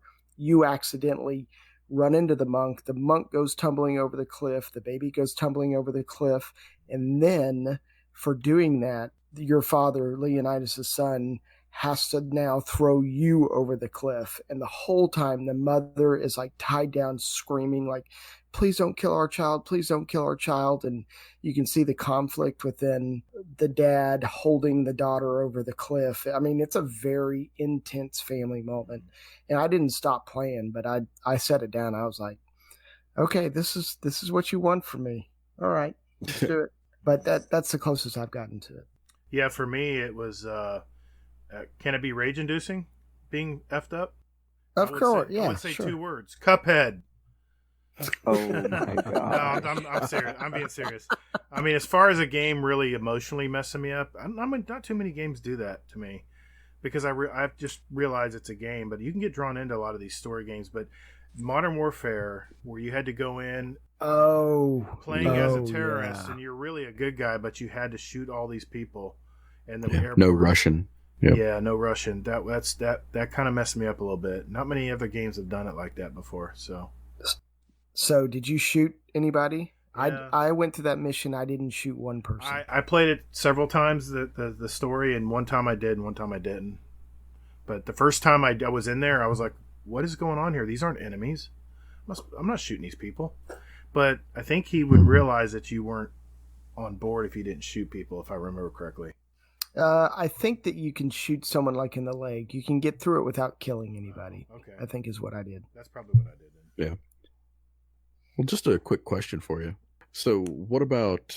Are you guys interested in Modern Warfare that's coming out, the new one? Not really. Fud's And got have me. you heard about the campaign there? I've heard it's really messed up. Well, it's pretty like true to life. So you get like, I guess like, it sounds like boy soldiers where you have to shoot little kids or some shit like that. It's real life. I mean, it's these soldiers have to deal with this. I wonder how real soldiers actually deal with this game. Yeah. I wonder. I can't imagine Yeah. it would help their PTSD problem. Right. Probably not. No. But that being said, But that's actually one of my games. Is Spec Ops: The Line. The ending of that game just gutted me, like just completely and utterly. It's just it was like almost appalling in a way.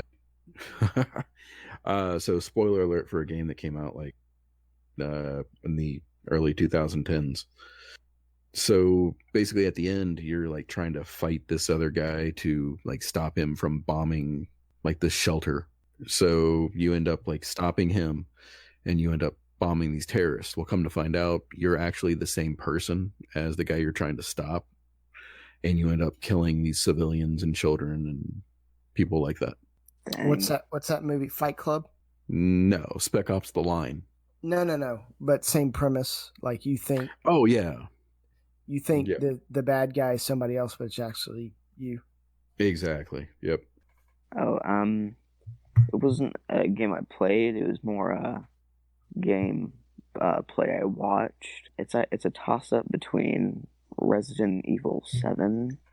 That was some. I heard that was disturbing. Jeez.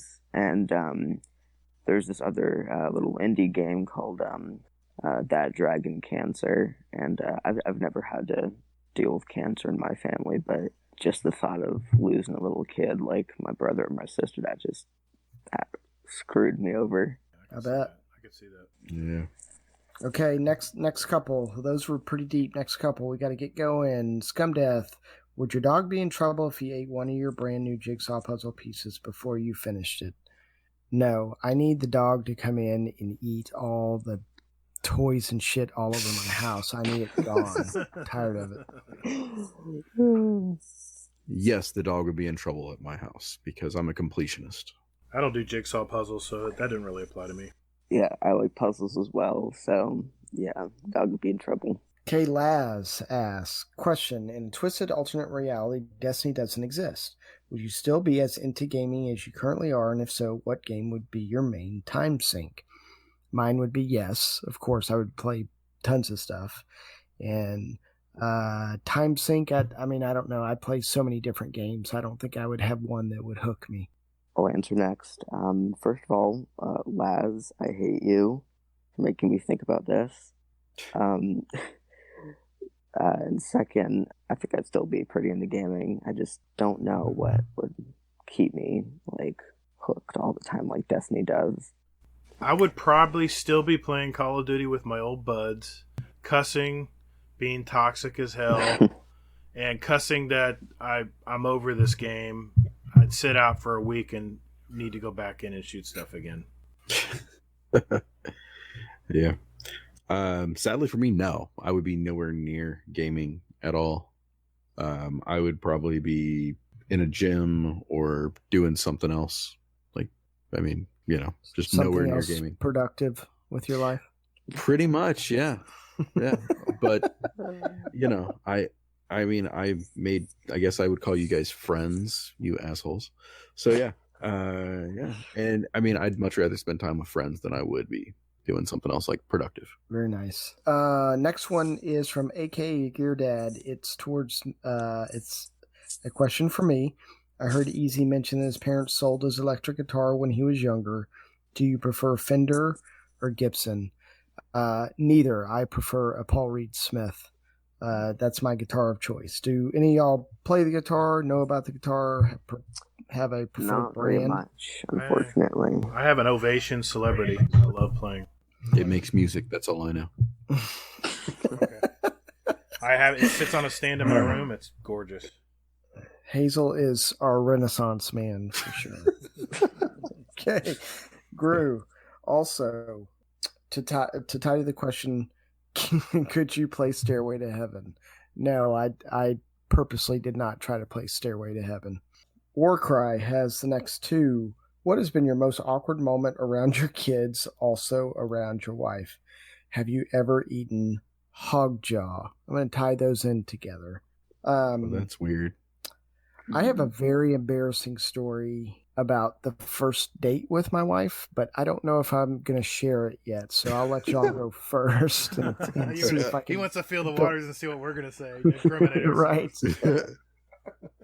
Nice. Well, I'll go first. I'll rip the Band-Aid off here. Have I ever eaten hog jaw? No. Moving on to the awkward moments. So I skimmed the questions beforehand. I cannot think of an awkward moment with my wife.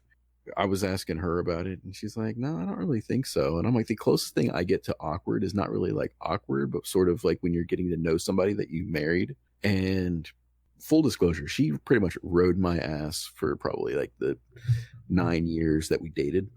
Easy. Keep it out of the bedroom. Yeah, nowhere near like that. No. She did. She pretty much was just like, like, hey, you got to get this shit done. You got to do this. You got to do that. You got to do this. You got to do that. And then after we got married, I'll be damned if I didn't find out that she was the biggest procrastinator that I've ever known. Wow. So it was like really awkward for me because I'm like, what the hell is this? I was like, you rode my ass all this time and then poof, you're a procrastinator. So no wonder you need somebody to be on their shit. Right. So, yeah. And then awkward moment from my kid. Now, here's, so I've got a 4-year-old and we're learning body parts and things like that. So, yeah, she hit me in the junk, and ever since then, my wife chimed in and goes, like, that's his penis. So now it's Daddy, is your penis okay? Are you okay? And it's just like, oh God, don't say that. Please don't say that. My sweet innocent child. Yeah, well, she doesn't know what she's saying. Yeah. It's just, but it's like just so weird to hear. Yeah. Oh man.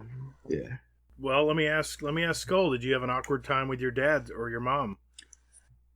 Oh, let's see. So one day I was sick from school and we went shopping and I was carrying groceries into the house, and this ties into the don't trust a fart from last week. Yeah, I crap myself and I was like, I was standing there, groceries in hand, and like stuff was just leaking out of my pants. I'm kind of like visuals. Awkward. That's a visual bit, I bet. Yeah, so my mom and my brother just kind of stand there, kind of like, and I'm like, I'm gonna go clean up. That is definitely awkward. Oh, gut wrenching. All right, mm-hmm. I never eaten hog jaw. I'll get that out of the way. I'm gonna have to look that up later. I'm telling you, man, I don't know what they do in North Carolina. That's some weird shit. Oh yeah, I don't know what that is. I'm gonna look it up. I can't think of an awkward moment with my kids, but I have a really good story about my wife. You guys will get a kick out of this. It's real short. We were first married, didn't have kids yet, and we had our first home. And we were just, you know, when you get in that mood where you're goofing around with your wife and you're chasing each other around the house, really happy times. And I was, she was going to get a whipping, okay? She did something wrong or said something to me. I can't remember the context exactly, but I was chasing her around with a spatula in hand.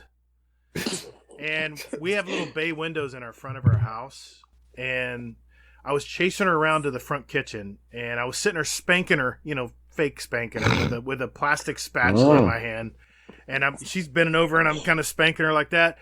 Jehovah's Witness are at the door, ringing the doorbell, looking in the windows, and there's a young kid there too. And we just look at each other and just bust out laughing. Very nice. Very nice. Okay, real quick. Hog jaw, also known as the jowls, are the cheek of the hog, and when cooked, they resemble thick cut bacon. Hog jowls are used to season black-eyed peas or fried and eaten alone. It's a cured meat, meaning it was easy for Southerners to store and use all winter. I'll post a picture to the Discord right now. Cool. Oh, thank you so much. What would we do without you? No, I'm not looking at it. Not till it's over.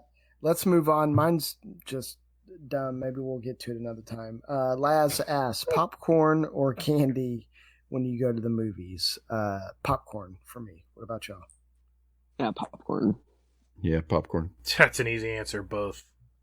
Nothing like popcorn and M&Ms, baby. Mix them up. Oh, nice. Burning Wing asks, who do you believe is actually the GSR intern on Twitter, Laz or Gear Dad? So who do you think runs that account on Twitter? I can answer this because it was spoiled on Potato Thumbs podcast this week. It's Laz. Okay. That was my guess anyway. Yeah. So the next one, let's all take a vote. I think this one may be the beginning of a podcast question. It's, how did you propose to your wife? How about we get through the rest of the questions? If we have time, we'll answer it. And if not, we'll park and lot it for another time. How's that sound for y'all? Fair enough. Sure. Unless y'all have a story that you got to get off your chest. Mine's very simple, but it's up to you. If it's going to be a long story, then yeah, let's get through all these, and then we'll see if we have time for that one. Gru asks, I don't know how to top that, but are any of you doing anything in Destiny to prepare for Shadowkeep, like farming for mats or anything like that? Let's ask Drafty what he's doing. Drafty, I think he's in the forge. Oh, he's still sitting there in the forge. He's running against the wall. Drafty. No, you don't even have to run, Gatr. Oh, really? Oh, my gosh. Mm-hmm. I give Drafty shit, but he is the coolest dude. He really is. Yeah. Yeah, he actually took a screenshot of my hunter, the only thing hunters are good for. Actually, in the forge, I was farming. And he's like, do I need to send this to Gatr? Oh, my gosh. I'm not really farming for anything. I talked earlier about kind of just my goals, what I'd like to get done before Shadowkeep, but I'm not grinding anything out. What do you think, Skull? Yeah, my biggest thing right now is just getting that broadsword. It just looks like a ton of fun.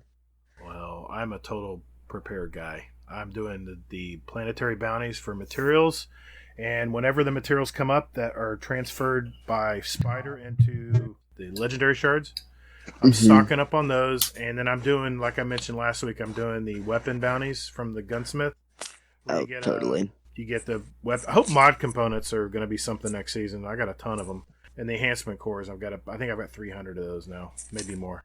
I just pretty much doing stuff for like the Revoker, Recluse. I like to finish Crown and just just screwing around, that kind of thing. I might even branch out and play something else. But just an aside, there are a video on YouTube by Ninja Pups who talks about getting prepped and ready for Shadowkeep. So look for that one, and he'll give you some good tips on how to get ready for it. Just want to mention it. Yeah, cool. I love Ninja Pups videos. Yeah, I like his stuff too. Ninja Pup. Okay. Gru asks, if your wife gave you a hall pass, would you take it, or is it a trap? It depends on how I use that hall pass. Let's see. If I use it in a respectable manner, then it's a hall pass. If I go drinking all day and turn into a lush, then I did not make the right decision. My answer? It's a trap. When I saw Hall Pass, I was thinking someone you could cheat on. Or, oh, geez. Exactly. Yeah. This was our Hall Pass, and I don't think it'll ever be enforced, but she loves Dave Matthews, and I love Phoebe Cates. So if that ever happened, she would get a Hall Pass, and I would get a Hall Pass, but I don't think we would ever... I don't think we'd ever do anything with it. Yeah, I think Easy's answer still applies, though. Yeah, it does. I mean, if she's giving you a hall pass, like, you must be doing something that she doesn't like. So maybe I'm just I look at my wife's got me so trained that I think of a hall pass as like just kind of like playing golf. That's where I was going with it. Dude, I totally Nice. understand where you're coming from. Believe me. Yeah. No, I still think your answer applied to both ways. If you're being respectable about it, or if you get drunk and you make a bad decision. Yep, right. So, Laz asks, what genre of music does your guardian listen to while you're flying from planet to planet and while you're sitting in orbit? I am a Destiny music video game nerd. I don't listen to anything except the game that I'm playing ever. Well, if I'm farming, like something that's pretty much have to be brain dead doing, going to planets, I'll put in our Guardian Cast Spotify playlist. I'll listen to it. But if I'm in Crucible, yeah, I'll put Crystal Method in probably. yeah, what I'll do, I imagine my guardian, he's, floating in orbit, he's listening to Tchaikovsky or something, and then while he's shooting aliens, it's like death metal or something. Nice. Yeah, I'm not a corporate shill like Gatr. So, what my guardian is listening to. Yes, go on. What I'm listening to is if I'm in a party with Easy, I'm gonna keep hearing Guardian Down, Guardian Down, Guardian Down. That happens a lot, especially in Iron Banner. That's endearing. Thank you. So, what do you listen to? Actually, I don't have the music on because I am pretty much there's no music whenever I'm playing. AK Gear Dad asks, what's the strangest topping you've ever had on pizza? I've had broccoli, shrimp, pear, duck, and artichoke. Not on the same pizza, but just. Yeah, I get it. I keep my pizza very conservative. I don't put anything. Pineapple would be strange for me. We've been down this road. Yeah, for me, I really keep my pizza very, very normal. But yeah, my wife chimed in and she's like, "You got pineapple on that one time." So yeah, there we go. For me, I don't know if this really counts as a topping, but have you ever had like Alfredo sauce instead of the normal Yeah. red stuff? Yeah, they offer it. Yeah, I get that. They have like chicken Alfredo pizza. Oh yeah, that stuff is amazing. That might be weird to some people, but I love it. My wife and I went on a vegan spree. Don't worry. Oh no. You'll do this too one day. Eating healthy and all that good stuff. We went to a really good pizza place that has awesome pizza. And what do we have? This nasty processed plant-based cheese. Just the grossest stuff you could ever imagine. Oh no. Yeah, it was bad. It was bad. It sounds terrible. It was. You can be healthy without being vegan. Absolutely. I'm not vegan anymore. I tell my wife I'm mostly vegan. Okay, I don't understand this next question. Uncle Scum, he must have been 15 ciders in during this. What is the best fancy dress you've ever worn? Mine was a 4-foot by 4-foot Rubik's Cube. I had to squash it to get in the pub door. I don't. Me no speaky scum death. For me, the fanciest I've ever dressed up was when I got married, and I wore a morning coat with tails. Yeah, he's asking dress, like a woman's dress. I thought he was, but he then referred to it as a Rubik's Cube. Oh, okay. Maybe I don't speak scum death either. Okay. You think he means costume? Maybe. Maybe that's an English term. Because I know the English dialect is different. Well, I think his dialect is different than even English dialect. That's true. That's true. We love you, scum. All right, Drafty asks, if you had to wear only women's underwear for the rest of your life, what style would you choose?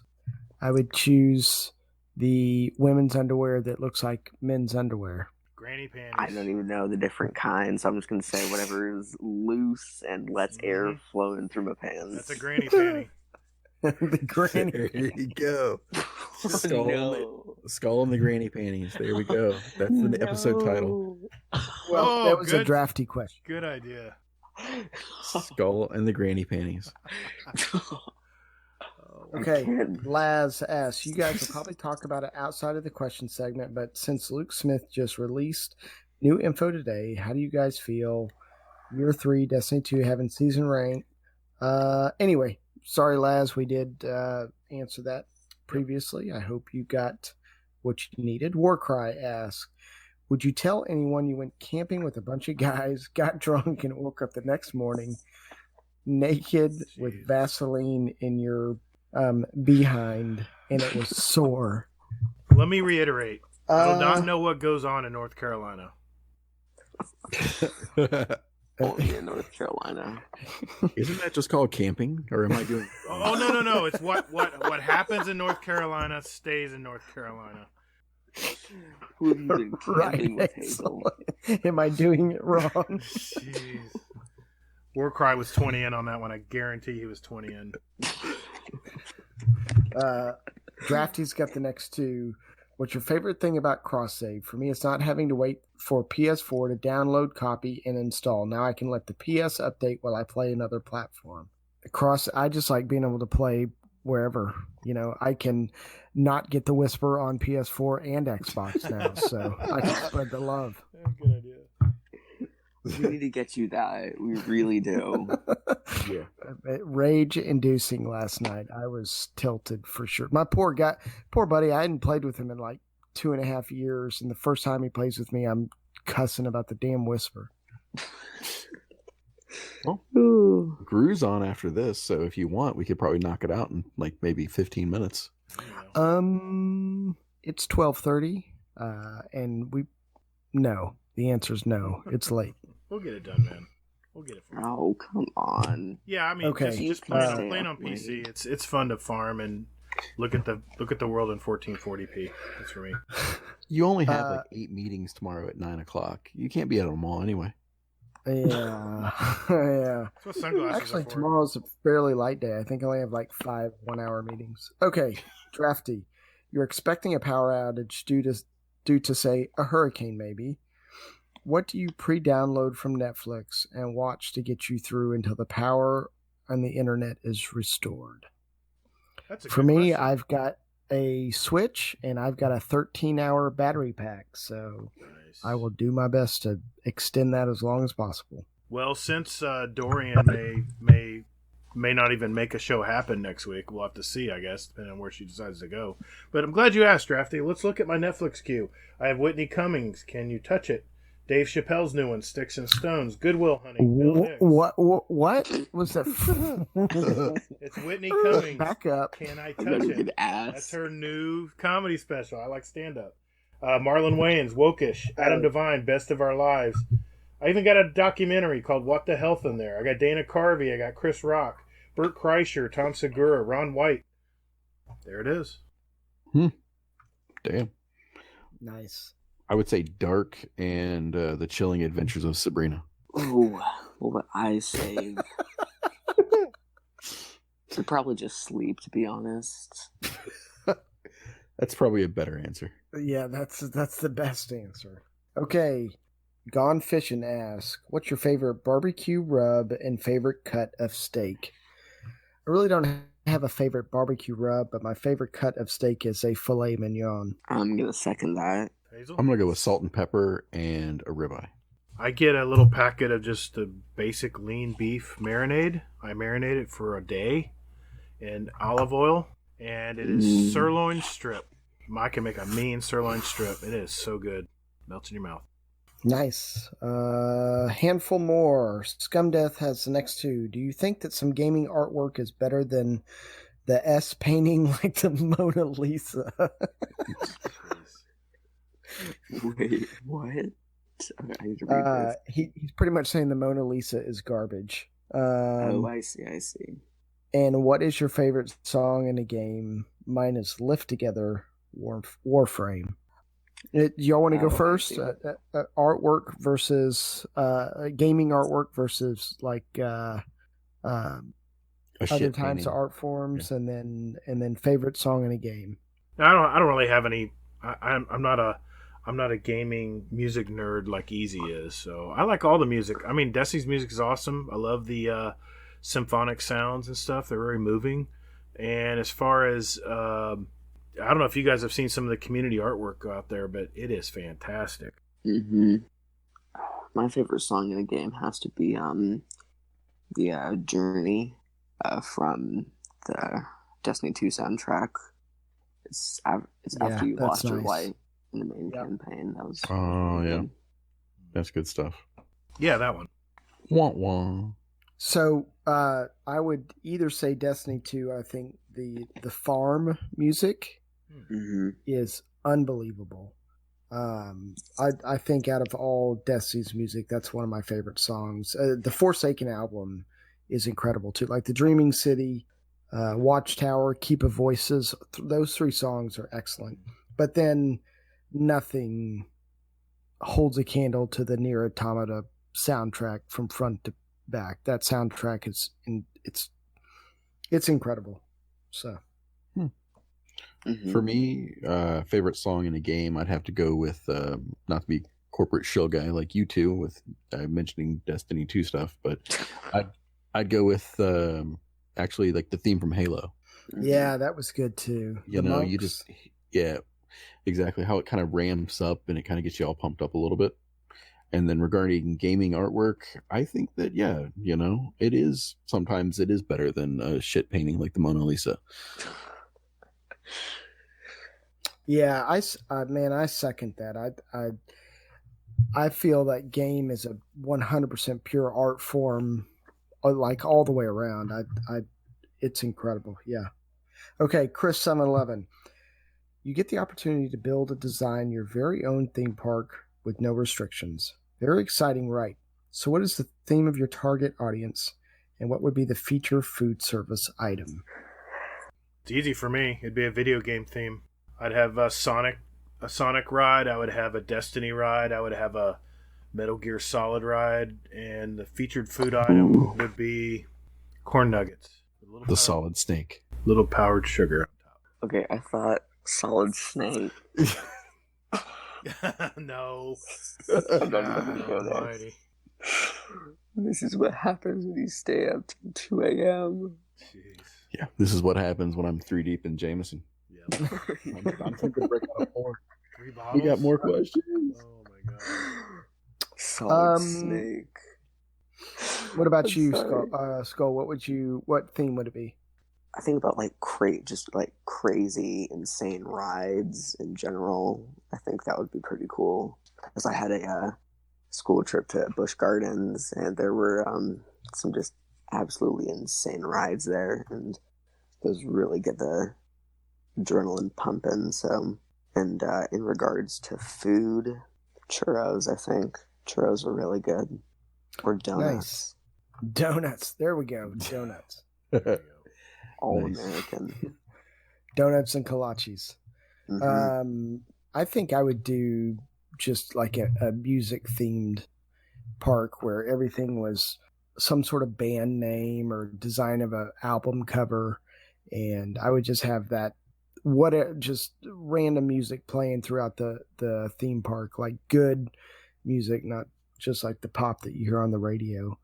I don't know what I would put as a signature food item. Maybe just all alcohol, just no food, just all you can do is no water, no nothing. It's just alcohol. Mommy, I'm thirsty. Drink it. Drink it. It burns. It burns. Just one for goodbye. Like the one solid food they have is rum cake. Oh man, bunch of staggering kids. Okay, handful. We got to get through this.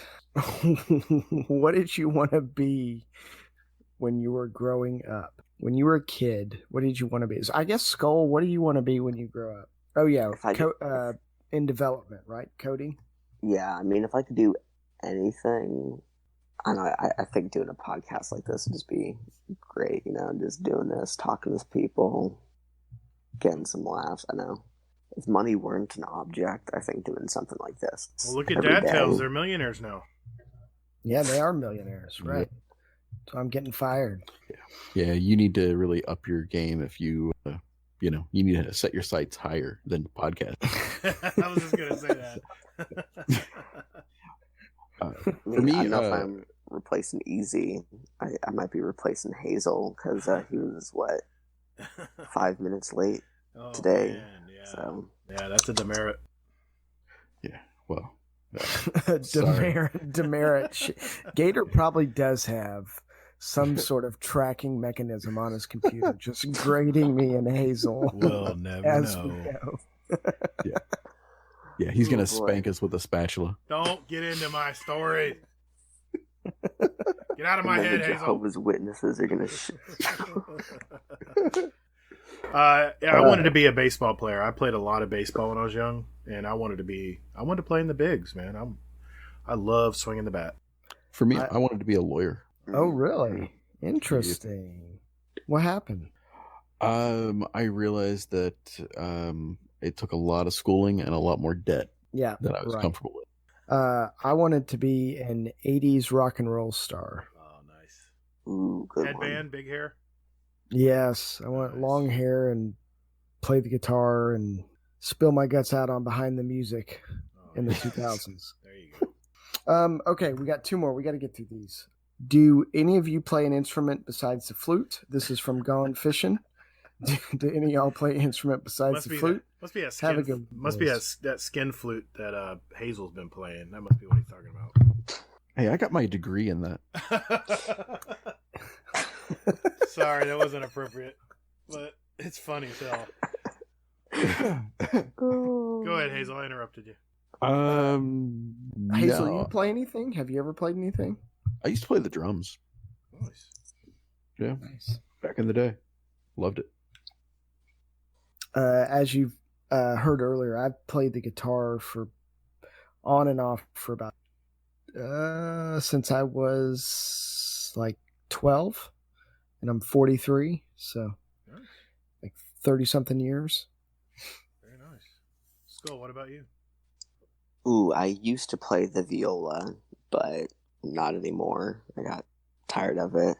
Well, I am the band geek. Let's begin. I can play the bassoon. Do anybody know what a bassoon is? Ooh, bassoon. It's like it's a reed instrument, and it's like you're blowing into a giant power pole. It's a huge instrument. Oh, you can look it up There's later. No phallic imagery there. No, not at all. Not at all. I played baritone sax, soprano sax, alto sax, and tenor sax. I was a saxophone player. Could you do the Careless Whisper sax solo? And I could play a Men at Work song. Man Eater. I used to play them all on the radio. Very nice. We got one more here. No, we got one more. I'm going to add at the end. Okay. Is the loudest sound in the world when you're trying to sneak into a bed quietly next to your partner after a late gaming session. Even taking the socks off sound like a mounted Vesuvius going off. I averagely enjoy the show on a weekly basis. Sure. Yeah, just crawling into bed at night, period. Brushing your teeth and doing all that stuff. Everything is extra loud. Like tonight. I mean, it's almost 1 o'clock in the morning. So, for me anyway. I know all of y'all are in the future. Sorry, I fucking dozed off. What was the question?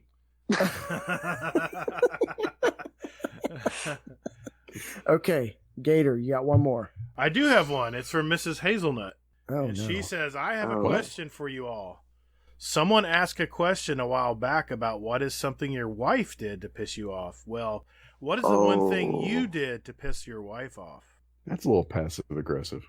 Oh, that's her question. I told her I'd ask it. I respected her wishes. I'm sad I woke up for that. Back to sleep, Hazel. Well, She's I actually listen to this. Yeah, I actually know the answer to this one. I got locked out of the house like last week, actually, before we went on I went on vacation. Oh my gosh. Yeah, I locked myself out of the house and had to spend $140 to get back into the house. Oh, Mm. Yeah, so yeah, she was not my biggest fan at that point. You guys? Again, I think everything I do pisses my wife off. Yeah, Breathing. Okay. I was gonna add to that. I ask my wife for forgiveness every day because there's something that sets her off usually that I've done. Just been married long enough. You figure they get used to it. And yes, Scum Death, every little sound I make trying to get into bed. She's a mom. She has super hearing. First thing she does is look at the clock and say, "You still up?" I'm like, yeah, go back to sleep. Go back to sleep. So Exactly, Scum. Yep, exactly. Well, I think that's it for this week. Warcry. I would like to spend some time on the proposal question that you asked, but we're going to try to do that another week where we can actually put some time into it and get something out of it. We'll ask next week's guest. I think he might have something to say about that. So, yeah, that's a good question for next week. I'll save it for next week, Warcry. All right. Well, man, whew, that was a long haul, fellas. I'm not going to lie. Yeah. Thanks for hanging in there, Skull. It was like 50 minutes. Oh my gosh. Well, all right, we're moving on. Thanks, guys, for those questions. Remember, we do have a podcast question channel in our Discord, and if you need to get into our Discord, there will be an invite link on our show notes. So thank you again. I knew you could do it. I'd give anything to fight a worthy opponent like you. Someday. Okay, well, it is time to add to our Guardian Downcast playlist on Spotify. We each are going to pick 2 songs tonight that mean something to us, and we might give maybe a brief explanation of why we picked it, and then we're going to add it into our playlist. We do appreciate if you guys want to listen to it. It is on Spotify. It's the Guardian Downcast playlist. And I'm going to start with our guest, Skull. What songs did you pick? Yeah, so my first choice is Heart-Shaped Box by Nirvana. The lyrics don't really hold a special meaning to me yet, but it is just so good. The bass and everything. And my second choice is Fade to Black on easily Metallica's best album, I think, Ride the Lightning. Its lyrics do hold something special to me, and it correlates with one of the darker periods in my young life. So, oh, Skull, I didn't know you had such a... Yeah, you have very good classic taste, man. Those are great songs. Yep, great songs. Yeah, they are. Thanks. I'll go ahead and go next. So my first song is from a band called The Amazing. The song is called Freische Funk, and it is on the album Picture You. It's just kind of like a jam band. It's fun stuff. And then my second song is a band called Silent Poets. The song is called Asylums for the Feeling. And crazy enough, this song I heard for the first time during E3 2018 on the Death Stranding trailer. This song is incredible, and this song with the background of that game it's unbelievable. It's great. I picked Happier by Keith Urban. It's a different take on that the Poppy song. This one's actually like sad and just makes you really fucking feel kind of bad. And then No Role Models by J. Cole, because I just needed to mix up some of the, needed to mix it up a little bit. Okay. Nice songs. I am going to pick, my first one's a classic. It's called Toxicity by System of a Down from the 2001 Toxicity album. And the other one is by David Gilmour. You guys know who that is? Yeah, Pink Floyd. This is the Live and Dance album, and it's called The Blue. If you want to hear some really nice guitar licks, this guy really shows it off in this song. Kind of mellow song, but man, you really appreciate his solo guitar. So one thing I did want to mention before we go is every week we will have one iTunes review that we read out if you leave one. So if you do leave an iTunes review, we just want to read out one. Our first one is going to be from Jaren420. 5 stars. These great new show. These guys are really starting to come into their own. They're gelling really well. You can tell they've been playing together for a while and play off each other well. Great new show. Recommend them highly. Keep the episodes coming. So if you guys leave us an iTunes review, we'll be sure to read it out on one of our episodes. We appreciate that. I also want to give a shout out to a new Twitter follower we have. It's at Mr. Blue 710, also known as Mr. Blue. Has nothing to do with my song choice. It just happened to be that way, guys. Guys, I think we've finally reached the end here, ladies and gentlemen. I think we are done here. Let's give our shout outs here. Skull, why don't you start? Where can people contact you? Yeah, you can find me on Xbox at Skullreaper343 and on PlayStation at Skullreaper2005. Cool. This is Easy. You can find me on Xbox at Easy Pooty, and you can find me on PSN at BDG0210, or you can find me on Twitter at VasoVA22, VASOVA22. Okay, I'll go next. You can find me on Twitter at Todd the Gatr. My gamer tag is GATR, all caps and underscores, on PS4 and Steam, and Gatr space GDC on Xbox, and I'd also have a YouTube channel spelled the same way, GATR, with underscores in between. Hey, Skull, thanks for joining us, man. Oh, no Thank problem. you, Skull. I keep my shit pretty easy. Hazelnut, HAZELNT, on Xbox, PlayStation, and I think Steam. I have no fucking clue. I'll double check and let you know next week. Okay. And then Twitter, I am the Hazelnut, HAZELNT. You can find us on iTunes, Spotify, Google Play, Podbean, Stitcher. Soon we'll have a YouTube channel once we do some streaming. You can also email us at guardiandowncast@gmail.com. We also have a Discord, a very lively one, I should say. Just search for Guardian Downcast, and I'll also post a permanent link in our show notes. All right. Well, thank you all so very much for listening. And later, Guardian. Later. Yep. Yeah. Have a good one, guys.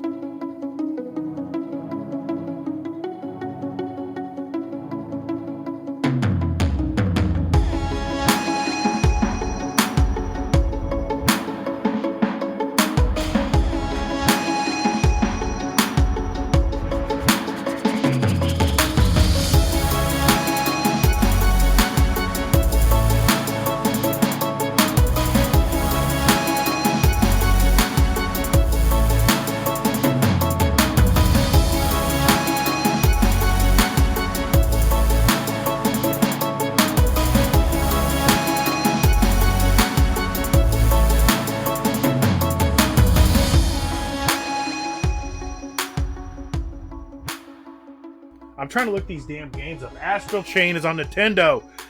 Damn it, hey, easy. Can't play that game. I love how he defaults to "damn it, Hazel." You know. Well, that's my default. But then my brain has to go through the filing cabinet. Oh wait a minute, it's not Hazel. It's easy. I'm not used to yelling at easy.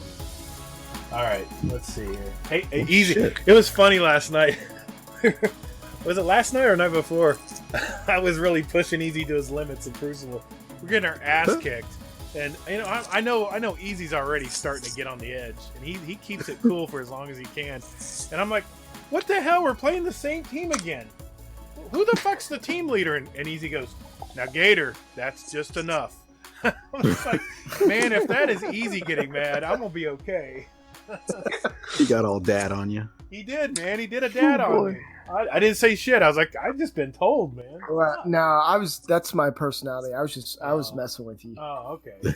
I was like, shit, I think I upset him.